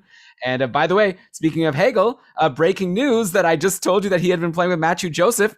Well, that's not going to last any longer because Tampa just traded away Matthew Joseph and a fourth to get Nick Paul from the Ottawa Senators. So I guess that means that according to Tampa, Nick Paul is better than Matthew Joseph, which is not something I knew, but apparently that's the case. Brian, you're clearly a Nick Paul expert since you're a big Sens fan. So what's your take on Hegel and Nick Paul going to the Tampa Bay Lightning? Feel free to do this very quickly if you think there's not much to say, but is there anything here, or are these the new, I guess, like Coleman and Barclay Goodrow, and they're not going to be worth anything in fantasy? Exactly. That's it. You want to keep it short? That's it. This is the new Coleman and Goodrow, and I guess Gourde to some extent, except I don't think either of these guys has the eventual offensive upside that Yanni Gourde held. These are players built to play on a third line that is going to be tougher to play against than most third lines in the league, that aren't going to make any gargantuan mistakes while they're on the ice, and are also going to be generally just playing it safe and solid and steady. So they're not on there to score some goals. Maybe they'll grab one the way, Corey Perry and Pat Maroon occasionally get a goal in Tampa, but there is no fantasy value to be found here on this line. Yeah, too bad. This is probably one of the players that has the biggest hits from the trade deadline in Brandon Hegel, because he was looking really good and was rostered in like all of my leagues, and now I expect to see him hit free agency very soon. By the way, over in Chicago, I'm seeing that they're playing Winnipeg right now, and Taylor Radish has scored a power play goal, assisted by Patrick Kane and Dylan Strome. So I guess Radish is on. Yeah, he's been on the top power play with DeBrincat, Kane, Strome, and Seth Jones. So I guess keep your eye on Taylor Radish as someone who potentially takes over the Brandon Hegel spot. All the production that Hegel had, maybe Radish can get it. So I don't know. Well, let's wait and see on that. I won't bug you about Taylor Radish, but obviously it's something that we should be paying attention to. Back on Tampa, they've been running some interesting lines lately. Like most of the time, we've been used to them going with Kucherov, Point, and Palat, but that wasn't the case in Saturday's game. They were rolling with Stamkos, Kucherov, and Killhorn on one line, and then Point, Palat, and Anthony Cirelli on, I guess, the second line. And I mean, this shakeup makes sense. The 3 stars on the team have been somewhat cold lately, right? Kucherov only 2 points in his last 5 games. Stamkos had 3 assists versus Seattle, but no points in his other 4 recent games. And Braden Point does have 3 points in his last 2 games, but was pointless in 4 games before that. Brian, any thoughts on these superstars that's like worth sharing before we talk about the depth guys? Like, I feel like we're past the trade deadline in most leagues, so it's like, what can you really say about Kucherov, Stamkos, and Point? Like, you're not going to drop them, but like, I don't know, any words to explain like why they went cold and if there's any reason to be concerned? No, there's not. I have no concern. Actually, I'll just take this opportunity because I have so little to say. We had a question on our Patreon. No, there's nothing. There's nothing worth digging into here. Nothing you're gonna turn up about reasons for concern for cold Stamkos and Kucherov. We did actually have a question though recently, and I don't know if it's because of this cold run over on our Discord server for patrons, keepingkarlsson.com/patron, by the way. Someone was asking, has JT Miller surpassed Steven Stamkos as a keeper candidate? And the answer was generally yes. I thought it was a fun question. I've never really been asked about those players back to back. And with JT Miller's kind of ascent into legit stardom, he's passing some guys on the way. And I do think Steven Stamkos is one of them. So that's not related to the cold streak that Stamkos is on right now necessarily. That's more related to Stamkos's age and injury history, and JT Miller being on the up and up and doing so well with kind of so little in Vancouver this year.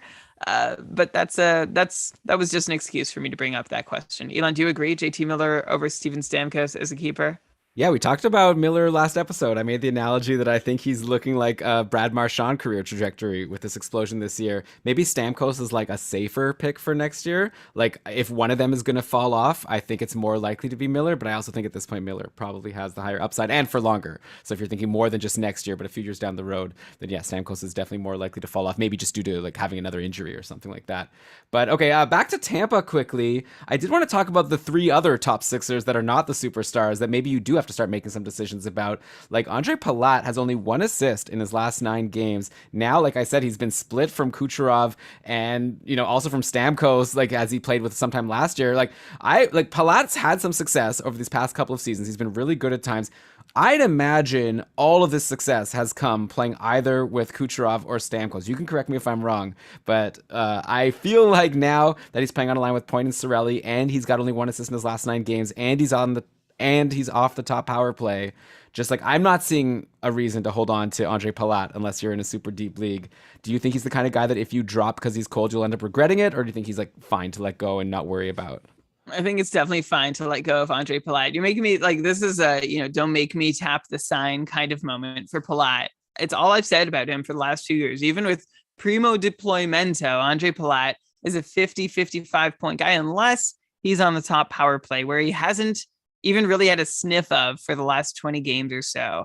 So away from some of the best players at 5-on-5, Palat becomes even less interesting. He's a decent hockey player, but he is not a production driver. And that's why I think you are safe to let go of Andre Palat. I feel like a real wet blanket this episode, Elon. I feel like, usually I try and find a few guys to get myself worked up and excited about.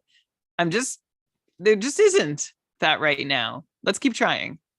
Yeah, I think you said something positive about Matthew Kachuk, so that was good. Yeah, well, that's kind of easy. I would love to say, like find a Trevor Moore type amongst these players. We still got more to go. We got more to go. We'll get there. Okay. Well, here's another one, though, that maybe will be a wet blanket on, or maybe not. But Alex Killhorn is the other guy I wanted to bring up. He's in a sweet spot right now. Top line, top power play. And that top line is with Stamkos and Kucherov, which at one point would have been considered one of the best spots in the league. Now there's obviously a few contenders there. And he had a power play assist, by the way, on Braden Point's goal yesterday. But that was only Killhorn's 3rd point in 10 games. He got dropped in our keeper league, Brian. And I'm not thinking about keeper implications. I'm just thinking about, for the fantasy playoffs. I bid $5 fab on him. I got him uncontested. I could have bid 0. Does that mean that you don't, could have bid 0. I kind of feel like Killhorn has some value with his deployment and with that great run he had earlier in the year. I know he's cold, but are you with me that maybe there's still something here and he's worth at least rostering? Or do you think that maybe I wasted my 5 fab and I should have just maybe go to free agency then stream him in when he plays? Otherwise, don't worry about it. I think it was a good shot for you to take on Alex Killhorn. There you go. I already have something more positive to say. He's still on the top power play. That's good. One fun thing about Alex Killhorn this season, do you know he's seeing a 5-year high in time on ice per night at 5-on-5 at 32 years old. Yes, Alex Killhorn getting a ton of deployment. And look, I think he's overperformed a bit at 5-on-5 to get to his 60-point pace, and he hasn't taken massive advantage of this privileged power play 1 spot that he's gotten. But Killhorn is playing with Stamkos and Kucherov at 5-on-5 and on the power play. That's pretty hard to pass up. So Elon, I think you were justified in going out to get Alex Killhorn, and I would hold on to him. I wouldn't ditch him just because no one else wanted him. And if he's available in your league and it's deep enough, as deep as the cupful, I would definitely take a look at Alex Killhorn. Okay, so let's go now to some injuries. We're done with our trade analysis for at least this episode. So obviously we already talked about Aaron Ekblad. That's the biggest name that went down this past week. We've got a couple other teams that got some bad news on the D front this past week. Ben and Lewis already discussed how Thomas Chabot will be out for the season for the Ottawa Senators. It's been 3 games now for Eric Branstrom as the new top power play guy. He had a power play assist in one of those 3 games. He's had 6 shots in those 3 games, only 1 hit or 1 block in each of those games.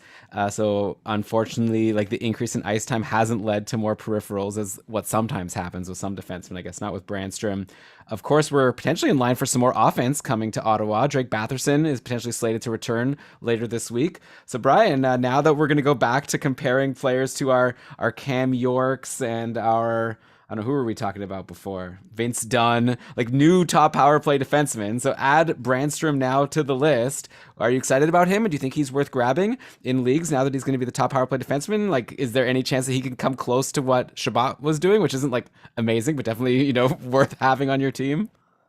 Eric Branstrom has had a lot of opportunities with Ottawa, and he has not impressed the organization at all. At the start of the season, and last year, for much of the last 2 years, Branstrom has been getting passed over for call-ups and time on ice and opportunities. This is the way Branstrom has been going in Ottawa, and he's only getting chances now, well, because Chabot is out and there's nobody else to play ahead of him. And this is a surprising turn of events for Eric Branstrom, because he was once a blue-chip prospect. He was drafted 15th overall in 2017 by the then barely existent Vegas Golden Knights.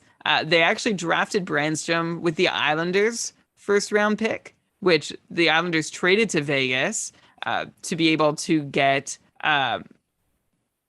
which the Islanders traded to Vegas along with Mikhail Grabowski. Sorry, because they traded to Vegas along with Mikhail Grabowski. Oh my gosh! So they traded to Vegas along with Mikhail Grabowski, Jake Bischoff, and another pick to ensure Vegas took JF Berube. There's that name again in the expansion draft. So Vegas took JF Berube, and they took that pick that turned into Eric Branstrom and dealt him to Ottawa in exchange for Mark Stone, at which point Pierre Dorion famously said that was the best day of his career, trading Mark Stone. And everyone's like, in Ottawa, like, what are you talking about? This is the best day of your career. You're ending our core here. But he meant more getting Branstrom, but he's never been the greatest communicator.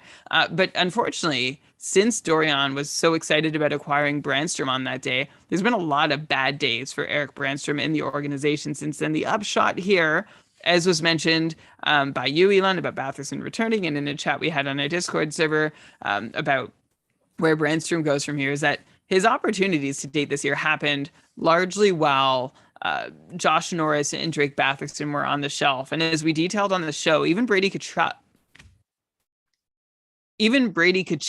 was struggling in that time that Norris and Batherson were out. So maybe this is a fresh chance for Branstrom to take advantage. I think it's hard to do really great things when the coach and the organization have not signaled at all that they are willing to be patient with you and that they are so unimpressed with you. So we'll see. My hunch is that Branstrom's talent is still there. It's just a matter of whether he can put it out there for all to see in his current situation. I think he's definitely worth a look for sure as someone who could be a solid, third or fourth defenseman option on your fantasy roster.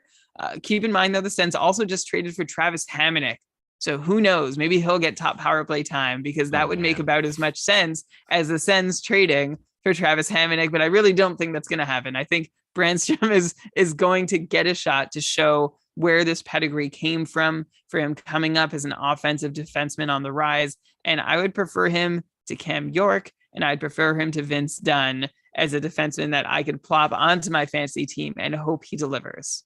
Yeah, I think I'm with you, especially once they get Batherson back. I think it will be really exciting to see what this top power play can do with a healthy like Kachuk, Norris, Batherson, and then Eric Branstrom there on the back end.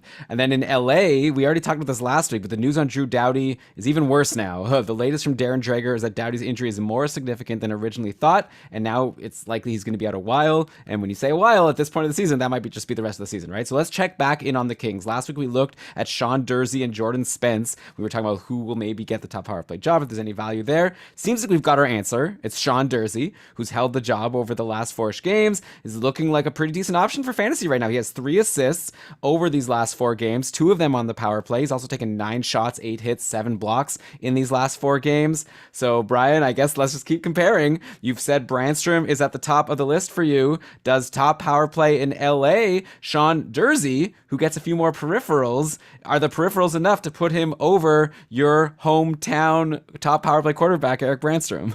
No, they're not. It's nice to see. And of course, this happens after we gave Jordan Spence our stamp of approval over Sean Durzi. But I did mention, we talked about you don't want the Seattle power play quarterback because Seattle's 29th in the league on the power play. You don't want the Philly quarterback because they're 31st. Well, LA is 28th in the league in power play conversion rates. And that's why I'm not getting super excited about Sean Durzi, even though he's holding the role. It's nice that he has a couple peripherals to offer, but I would still be more into Eric Branstrom for the upside. Okay. I guess I'm with you. I also like the shots that Durzi's taking over Branstrom. I could see that one going either way. I think it's closer between the two. But obviously, this is a really hard coin flip. We haven't really seen either of them in this role for long. And Branstrom is the one who at one time was this like exciting prospect. But I don't know. I'll be curious to check back in on this one, I guess. But let's see if there'll be even another name that you're interested in. I guess here's a name that obviously is better than all these top power play quarterbacks, but he's back now finally after missing a bunch of time with injury. Tony DeAngelo, back for the Carolina Hurricanes today. He jumped right back to the top power play in this game where the Hurricanes got shut out by the Rangers. And what did he do? So obviously no points. He did play on the top power play, played 17 minutes, which isn't even that great, 17 minutes and a half, 2 shots. So, maybe he was just being eased in. I think he was getting a lot more ice time back before he got injured. One player, there's not really that much to ask about this. Like Tony DeAngelo, I'm sure will be fine. I wouldn't drop him or be concerned about this one return game. One player that I am starting to get a little concerned about, or at least we've had people asking us to discuss him because they're concerned about him, is Teuvo Teravainen. I feel like it was just a couple weeks ago that you and I were talking about him on the show, and I was like, wow, Teravainen's even better than I thought. He's taking so many shots, which isn't something that I saw him do much of before. We really lauded him, and I think I jinxed him, because as soon as I brought him up on the show, and then you talked about how you agreed with how great he is, he's been really cold. He only has 1 assist in his last 6 games now. What's going on with Teuvo Teravainen? Should people be worried? No, he's on a 70-point pace on the season. That's reason number 1, right up there with what we would have expected. But at 5-on-5, I will grant Teravainen is seeing some bad variance. He only has a 43% points participation rate at 5-on-5 versus his usual 70%. And that's a number that does tend to even out over time. So yeah, Teravainen is missing out on getting in on some goals that he's normally in on. And Teravainen himself. Wait, sorry, can I ask you a question? I don't understand. Yeah. Are you comparing these last 6 games to the rest of the season, or are you comparing this season to previous seasons? I don't even know what you're comparing, because I was just like, he only has 1 assist over his last 6 games. What's going on? So can you maybe frame it what you're talking about? Yeah. Okay. I thought I did. I didn't get what you're saying. Maybe you were in your other chat again. No, I wasn't. I just didn't think you mentioned what you're comparing to what. Okay.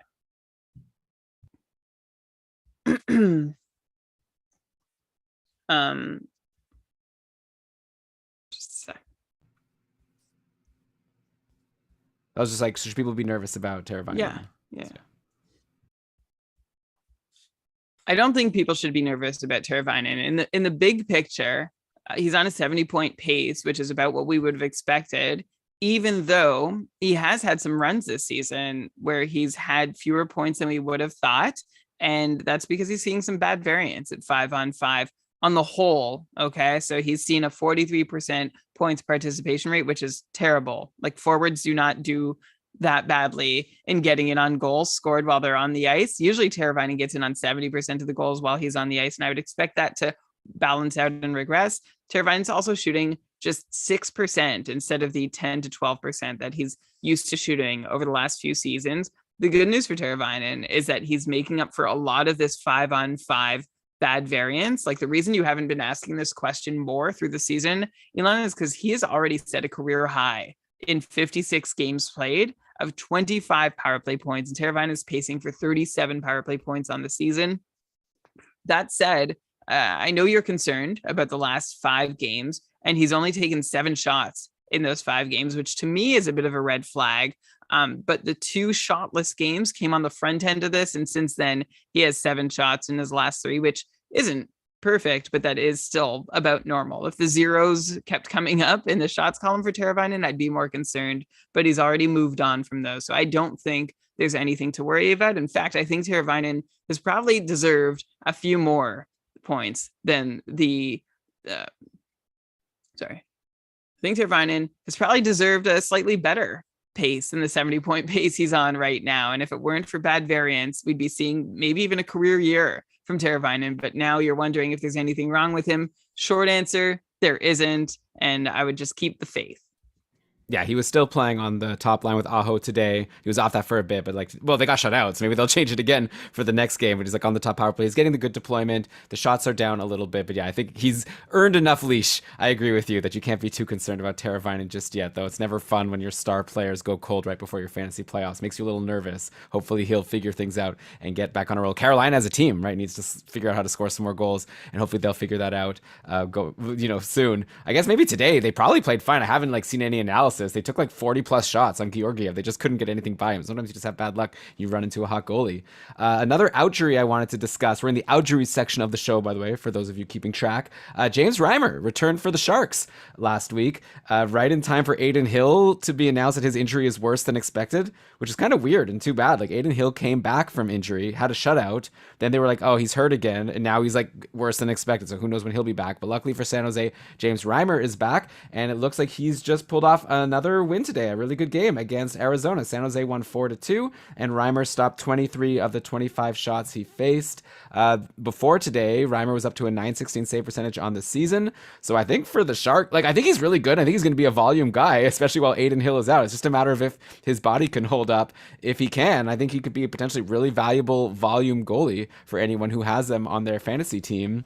I don't know, Brian, if you have any thoughts on him. Maybe I'll also throw out another thing that I don't know really what there is to say, but Tomas Hertl secured that 8-year, $8 million per year contract. So obviously this recent stretch, 7 points in his last 5 games going into today, probably helped secure that contract, and now he's got it for the next 8 years. So congrats to Tomas Hertl. I'm curious to get your thoughts here, because I know you're generally someone who, can be critical of teams who maybe, spend way too much money than they should on a player who's heading into away from their most productive years. Hertl's 28 years old right now. Maddie and I actually have him in our Dynasty League, so I really am interested to get your thoughts on whether or not we should hold on to him, because once next year starts, we're stuck with this contract for 8 years. How many of those years do you think he'll continue to be as valuable as he was this year? He's been super clutch for us because he's getting all these points, as we all know, but also he's been a clutch faceoffs guy. But, if he falls back to being a 50-point guy or less at some point, then obviously that will be very concerning. Well, Hertl's going to be 29 years old a month into next season, and that means you can probably expect another, 3 to 5 really good years from him. He's a top line centerman that the Sharks will rely on as they continue to do, whatever it is that they're doing. I don't know if they're contending, hedging, just trying to be a bubble team. I don't know what the plan is for San Jose, but it looks like Tomas Hertl is a part of it. He's a legit good player. And yeah, San Jose is going to really need to lean on him for faceoffs, as you mentioned.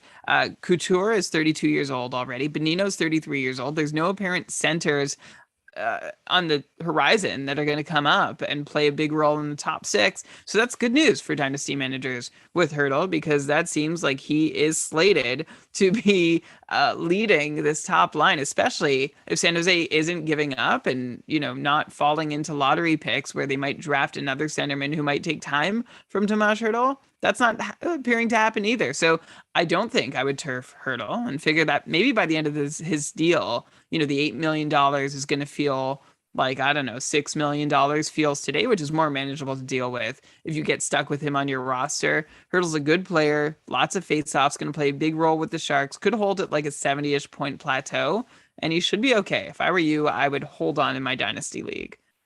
Okay, yeah, I guess I'll just worry about winning the next couple of seasons, and then if he ends up being a bit of an anchor, then whatever. I'll give a pick along with Hurdle, and someone will probably take his contract for me. I guess that's how it usually works. And yeah, for the Sharks, I don't know. I guess they're hoping that William Eklund is going to come in next year, be a big impact guy, and maybe they can still take a run while their core here is still good. Like I guess Couture, Burns, Karlsson, and Hurdle.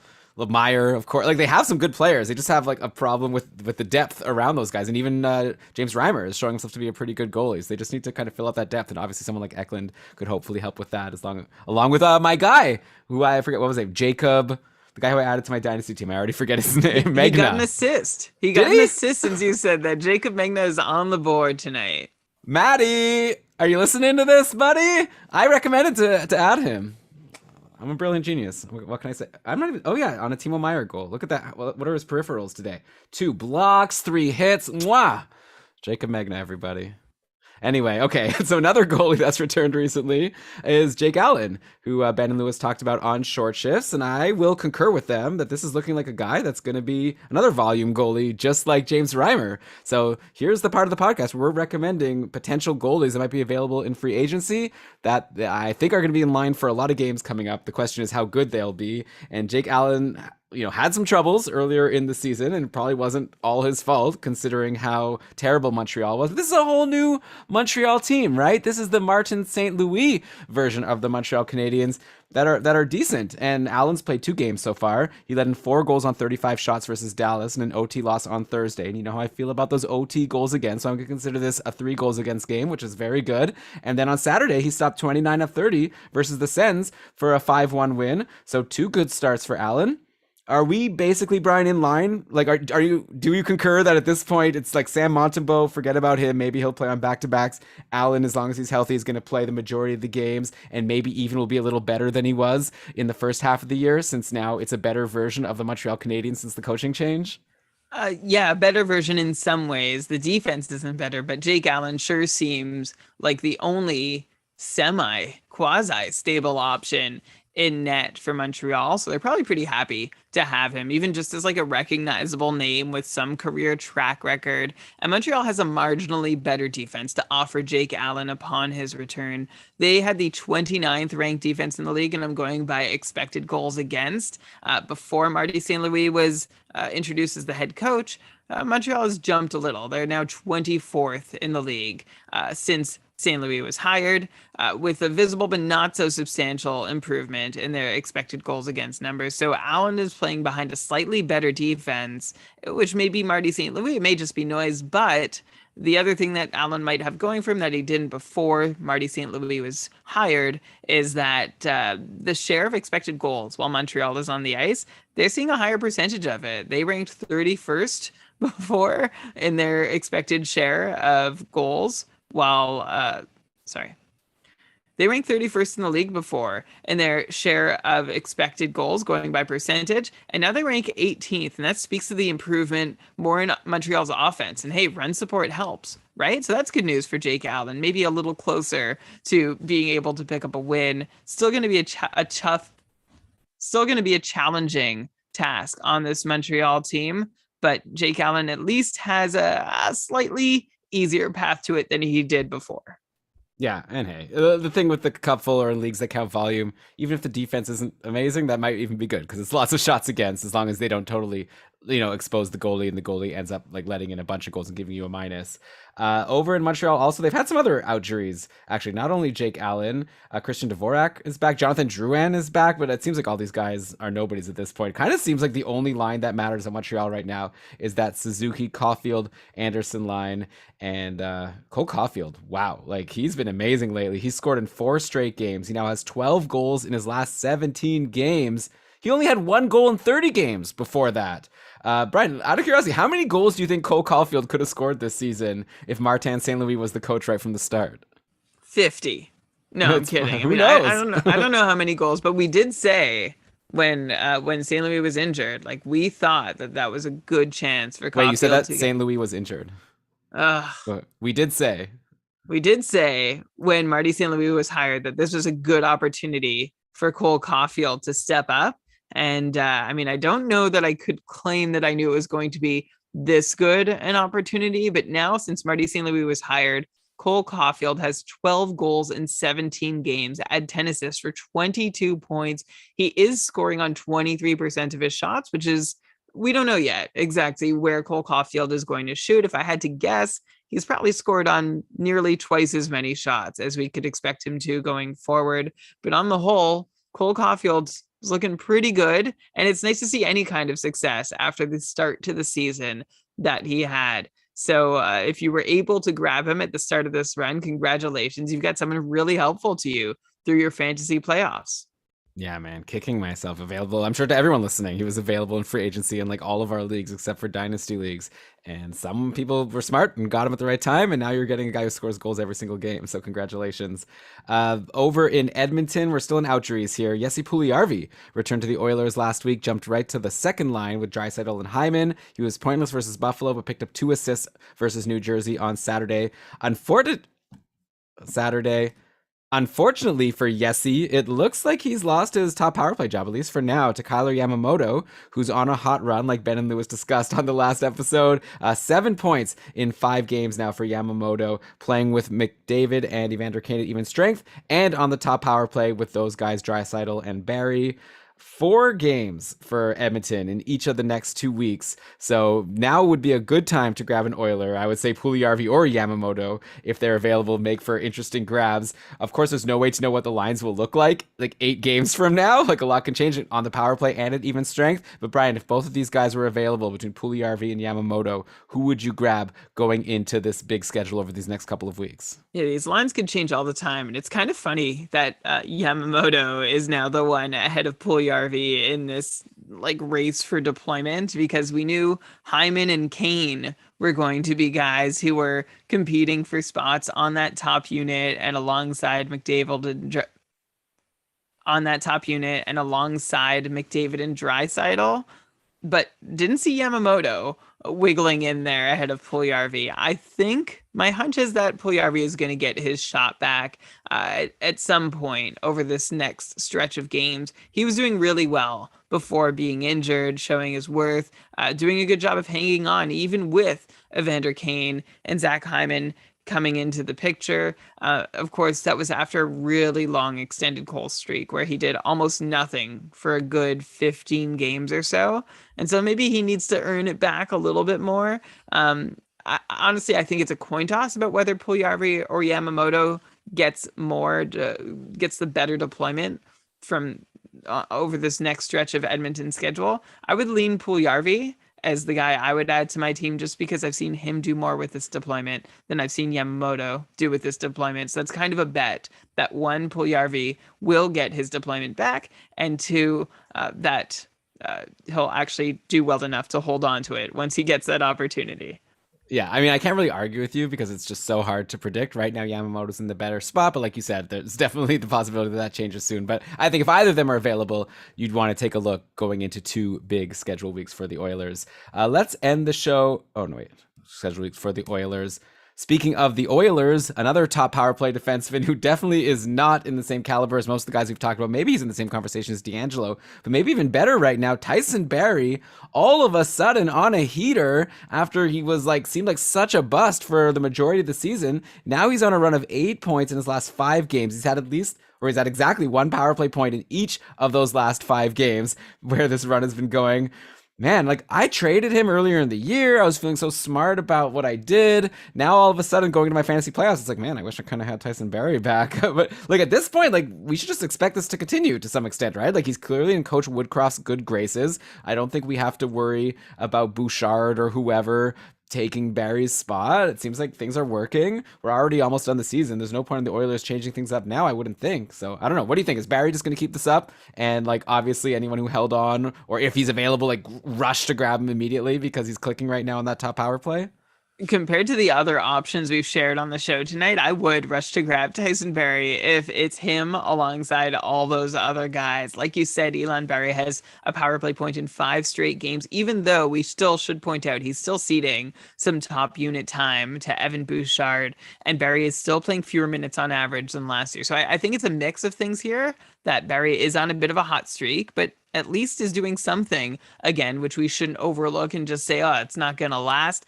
I would just be watching Tyson Barrie's shots on goal. He had 9 shots over a 7-game stretch before putting up 8 shots in his last 2 games. So I would be watching like every single signal we have on Tyson Barrie. I would add him and then watch these signals closely. I'd watch shots, minutes, top power play deployment, because all of it seems pretty all over the place. There is not a lot of pattern to be found in either of those things. So I'd go grab Tyson Barrie and then monitor closely and see if any of those pieces fall off so much that I think they're going to lead to him not being able to continue producing, then I'll dump him. But in the short term, I will take Tyson Barrie and see how far this goes.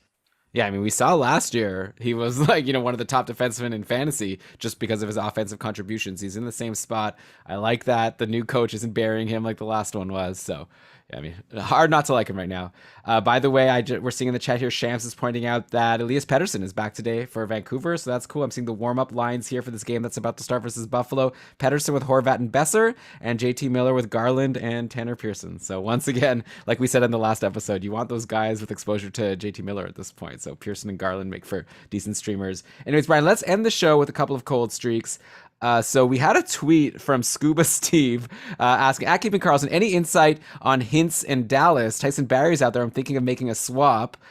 So he asked us before Dallas's game today, where Roope Hintz scored a couple of power play goals. I promised that I already wrote my script for this show here before that game, where I was going to ask you, there's no way we're concerned about top line, top power play Roope Hintz, right? And obviously today's game, I think, answered the question, but you could always go in and also comment on how Roope Hintz is definitely not someone you drop. Though, I mean, if you're in a league shallow enough that Tyson Barrie is available, and if you need D, like, I also recommend you get Tyson Barrie, Scuba Steve. So I don't know. I guess you need to send us a screenshot of your roster, and we can try to recommend what you do here. But it's very hard to recommend dropping Roope Hintz in any format. Before he did his thing tonight, I would say don't drop Roope Hintz. We've had this question come up a few times this season, and I feel like Hintz is still this fantasy blind spot where people don't trust him, and maybe it's because last year he was so inconsistently in the lineup, and the year before that he was inconsistently scoring and still coming onto the scene. But Roope Hintz, albeit in limited time last season, 43 points in 41 games. This season, he's doing it again. He's on a 71-point pace, huge power play contributions. There's nothing I don't like about Roope Hintz. So if you're asking me whether to drop him, my answer will certainly be no, unless something changes in the next little while. But he's 25 years old. I think this guy's just getting started and is going to be a fantasy stalwart for at least another 5-6 years.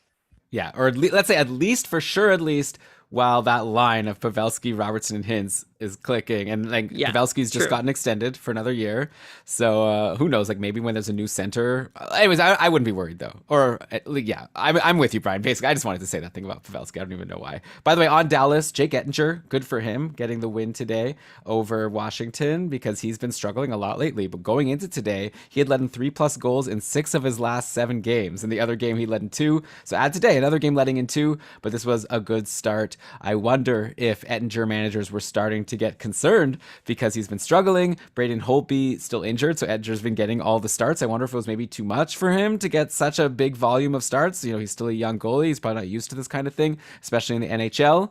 But a good game today. So I don't know, Brian, what do you think about Jake Ettinger? I'm sure you wrote the answer to what you were predicting from him before the game today as well. So what were you going to say about Jake Ettinger when predicting how he'll do in his next games, including the 3-2 win he just had over Washington?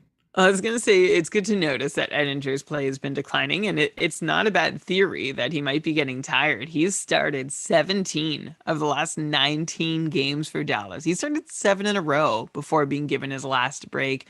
Now he's up to 6 in a row with another start tonight. We don't see many goalies get this workload anymore, especially as a rookie. So why is he doing badly with it? Well, I think fatigue is a good guess. As I said, there's a noticeable downswing in Ettinger's 5-on-5 numbers over this stretch, but it could also just be a bad run. And we haven't seen enough to know which of the other it is, but it's great to see that Ettinger got back on track tonight because I still think he's good, and I hope he's got enough gas in the tank to keep running with all the starts that he keeps getting given. I think Dallas will give him as much as he can handle because look to next year, they might be trying to test him out and see, hey, how much of a workhorse can this kid be? Yeah, definitely. It'll be interesting to see what they do as their backup next year. Braden Holtby, I guess, was someone that could be traded at the deadline at some point, but I guess now that Khudobin is like injured for the season, he had surgery, so I guess they're going to hold on to Holtby and hope that they can go on a run and sneak into the playoffs. Let's end in Pittsburgh, where Lewis is here in the chat. Lewis, I'm doing this for you because I saw in the Vent channel on our Discord server where people could just go in and complain about things. Lewis has been very upset with how the Pittsburgh Penguins have been playing Brian Rust on the second line away from Crosby and Gensel, where he was so successful all year, but lately Rust has been playing with Malkin and Danton Heinen, and Evan Rodriguez has jumped onto the top line playing with Crosby and Gensel. Rust had an assist yesterday, which is nice, but that was his first point in 4 games. So Brian, like, anything you can say to make Lewis feel better, or is he right that as long as Rust is off that top line, his value goes down? Because he was doing so well, like over a point per game. So, you know, I mean, you're not happy when your point per game guy is all of a sudden going with only 1 assist in 4. These shifted lines in Pittsburgh really aren't working for anyone. In the last 4 games, Sidney Crosby is the only Penguin with more than 2 points in the last 4 games, but the team has won 3 of those 4 games, so maybe there's no rush. You know, Brian Rust is good enough to figure it out from anywhere. I really believe that, and so is Evgeny Malkin.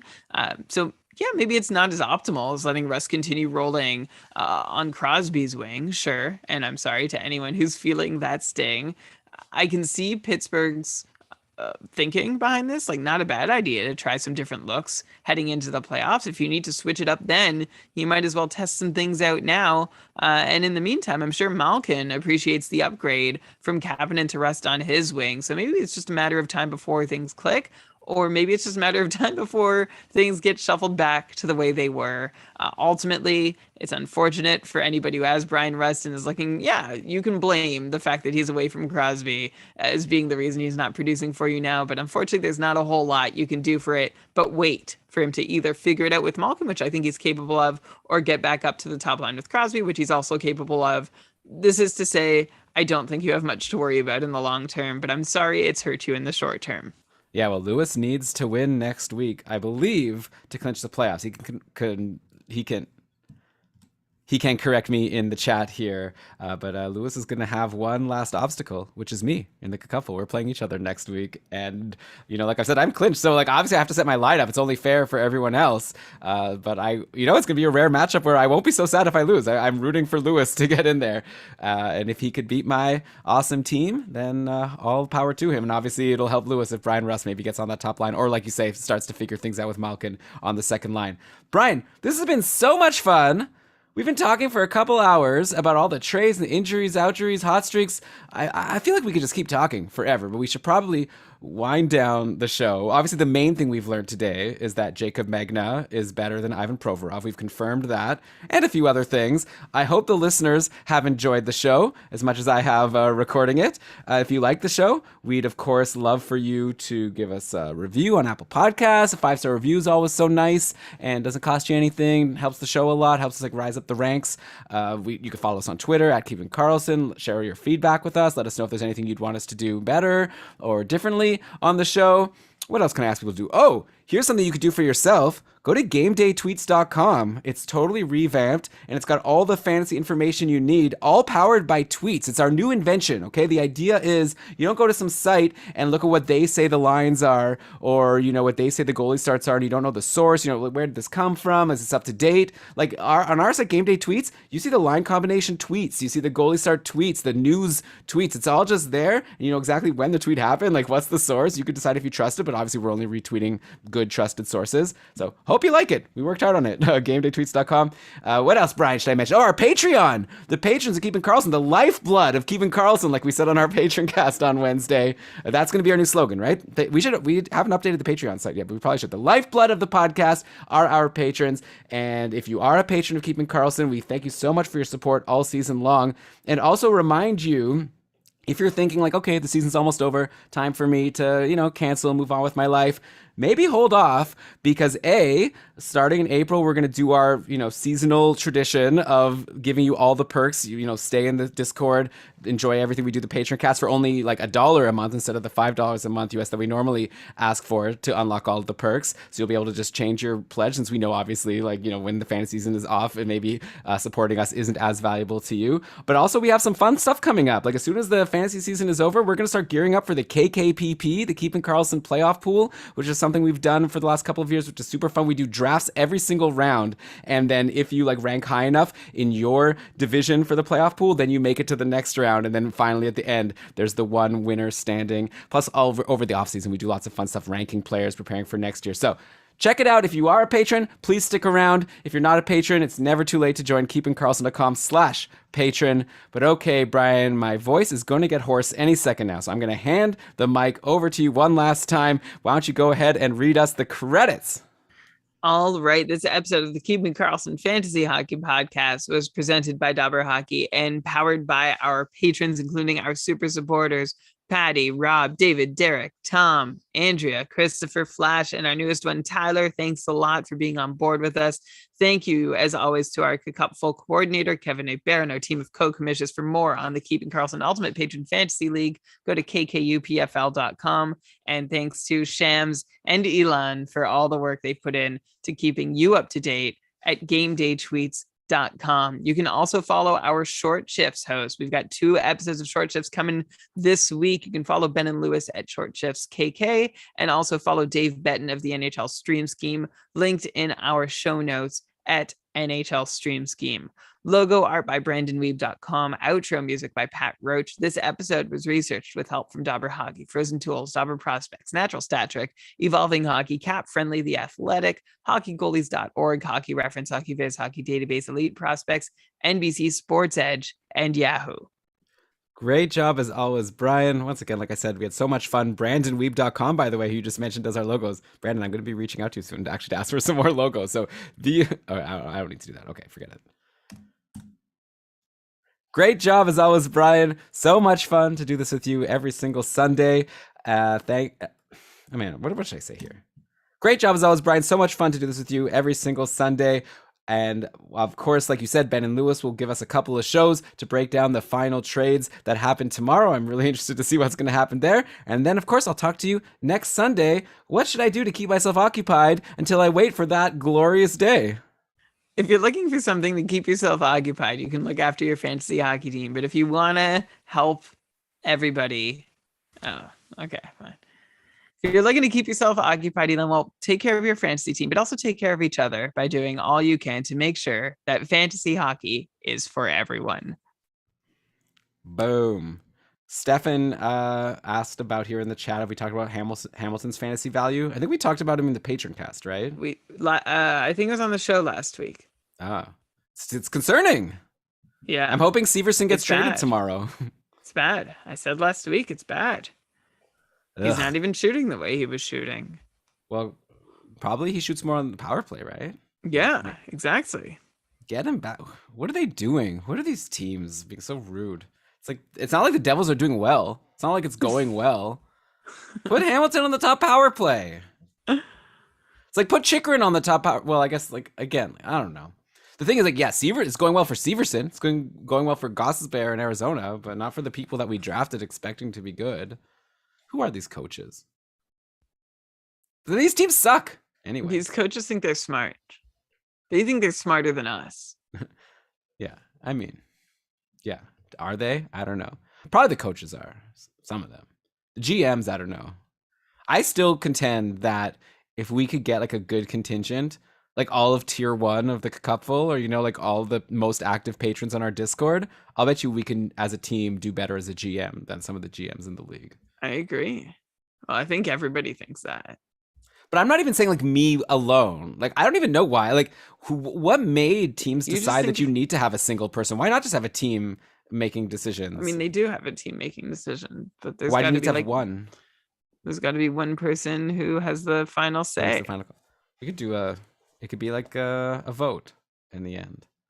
Everything's in democracy. Yeah, I don't know. Sharon Govich just hit the waiver wire in tier 1. Hmm. Well, my team's locked. I've got like so many guys in IR that are ineligible right now. You can't do anything. I can't. I've made my bed. I'm already regretting. With my last move I was able to make, I grabbed Pareko, and I'm wondering now if I should have done Cirelli instead of Pareko. But whatever. I'll probably end up dropping both of them. Yeah, exactly. I'm hoping Giordano will be worth activating, but that's what the next couple weeks are for. Shams, how about third line Verana? Oh yeah, did we talk about how Verana's stunk? I think we did on the Patreon cast. Yeah. I think we did on the regular show too. Yeah. Well, we basically just said that the coach. Yeah, that was what you said. You can't trust the coach. I said that you can't count on, like, we wanted a breakout, and and I was like, I guess we can't count on him for like more than 60, and like that was thinking like a basic expectation would be 60. In the last game for Detroit, Verana was not on the top power play because they needed to make room for Taro Hirose, who Of course. who scored a power play goal, by the way. Well, that's why they had to make room for him, because they knew. He's like a net front guy. This is like his 4th game of the season. He's all like right. I gotta run. I'm gonna be the one who runs tonight. All right. Bye, Brian. Good Thanks, job. everyone. Thanks everyone in the chat for being here, and good luck this week. Yeah.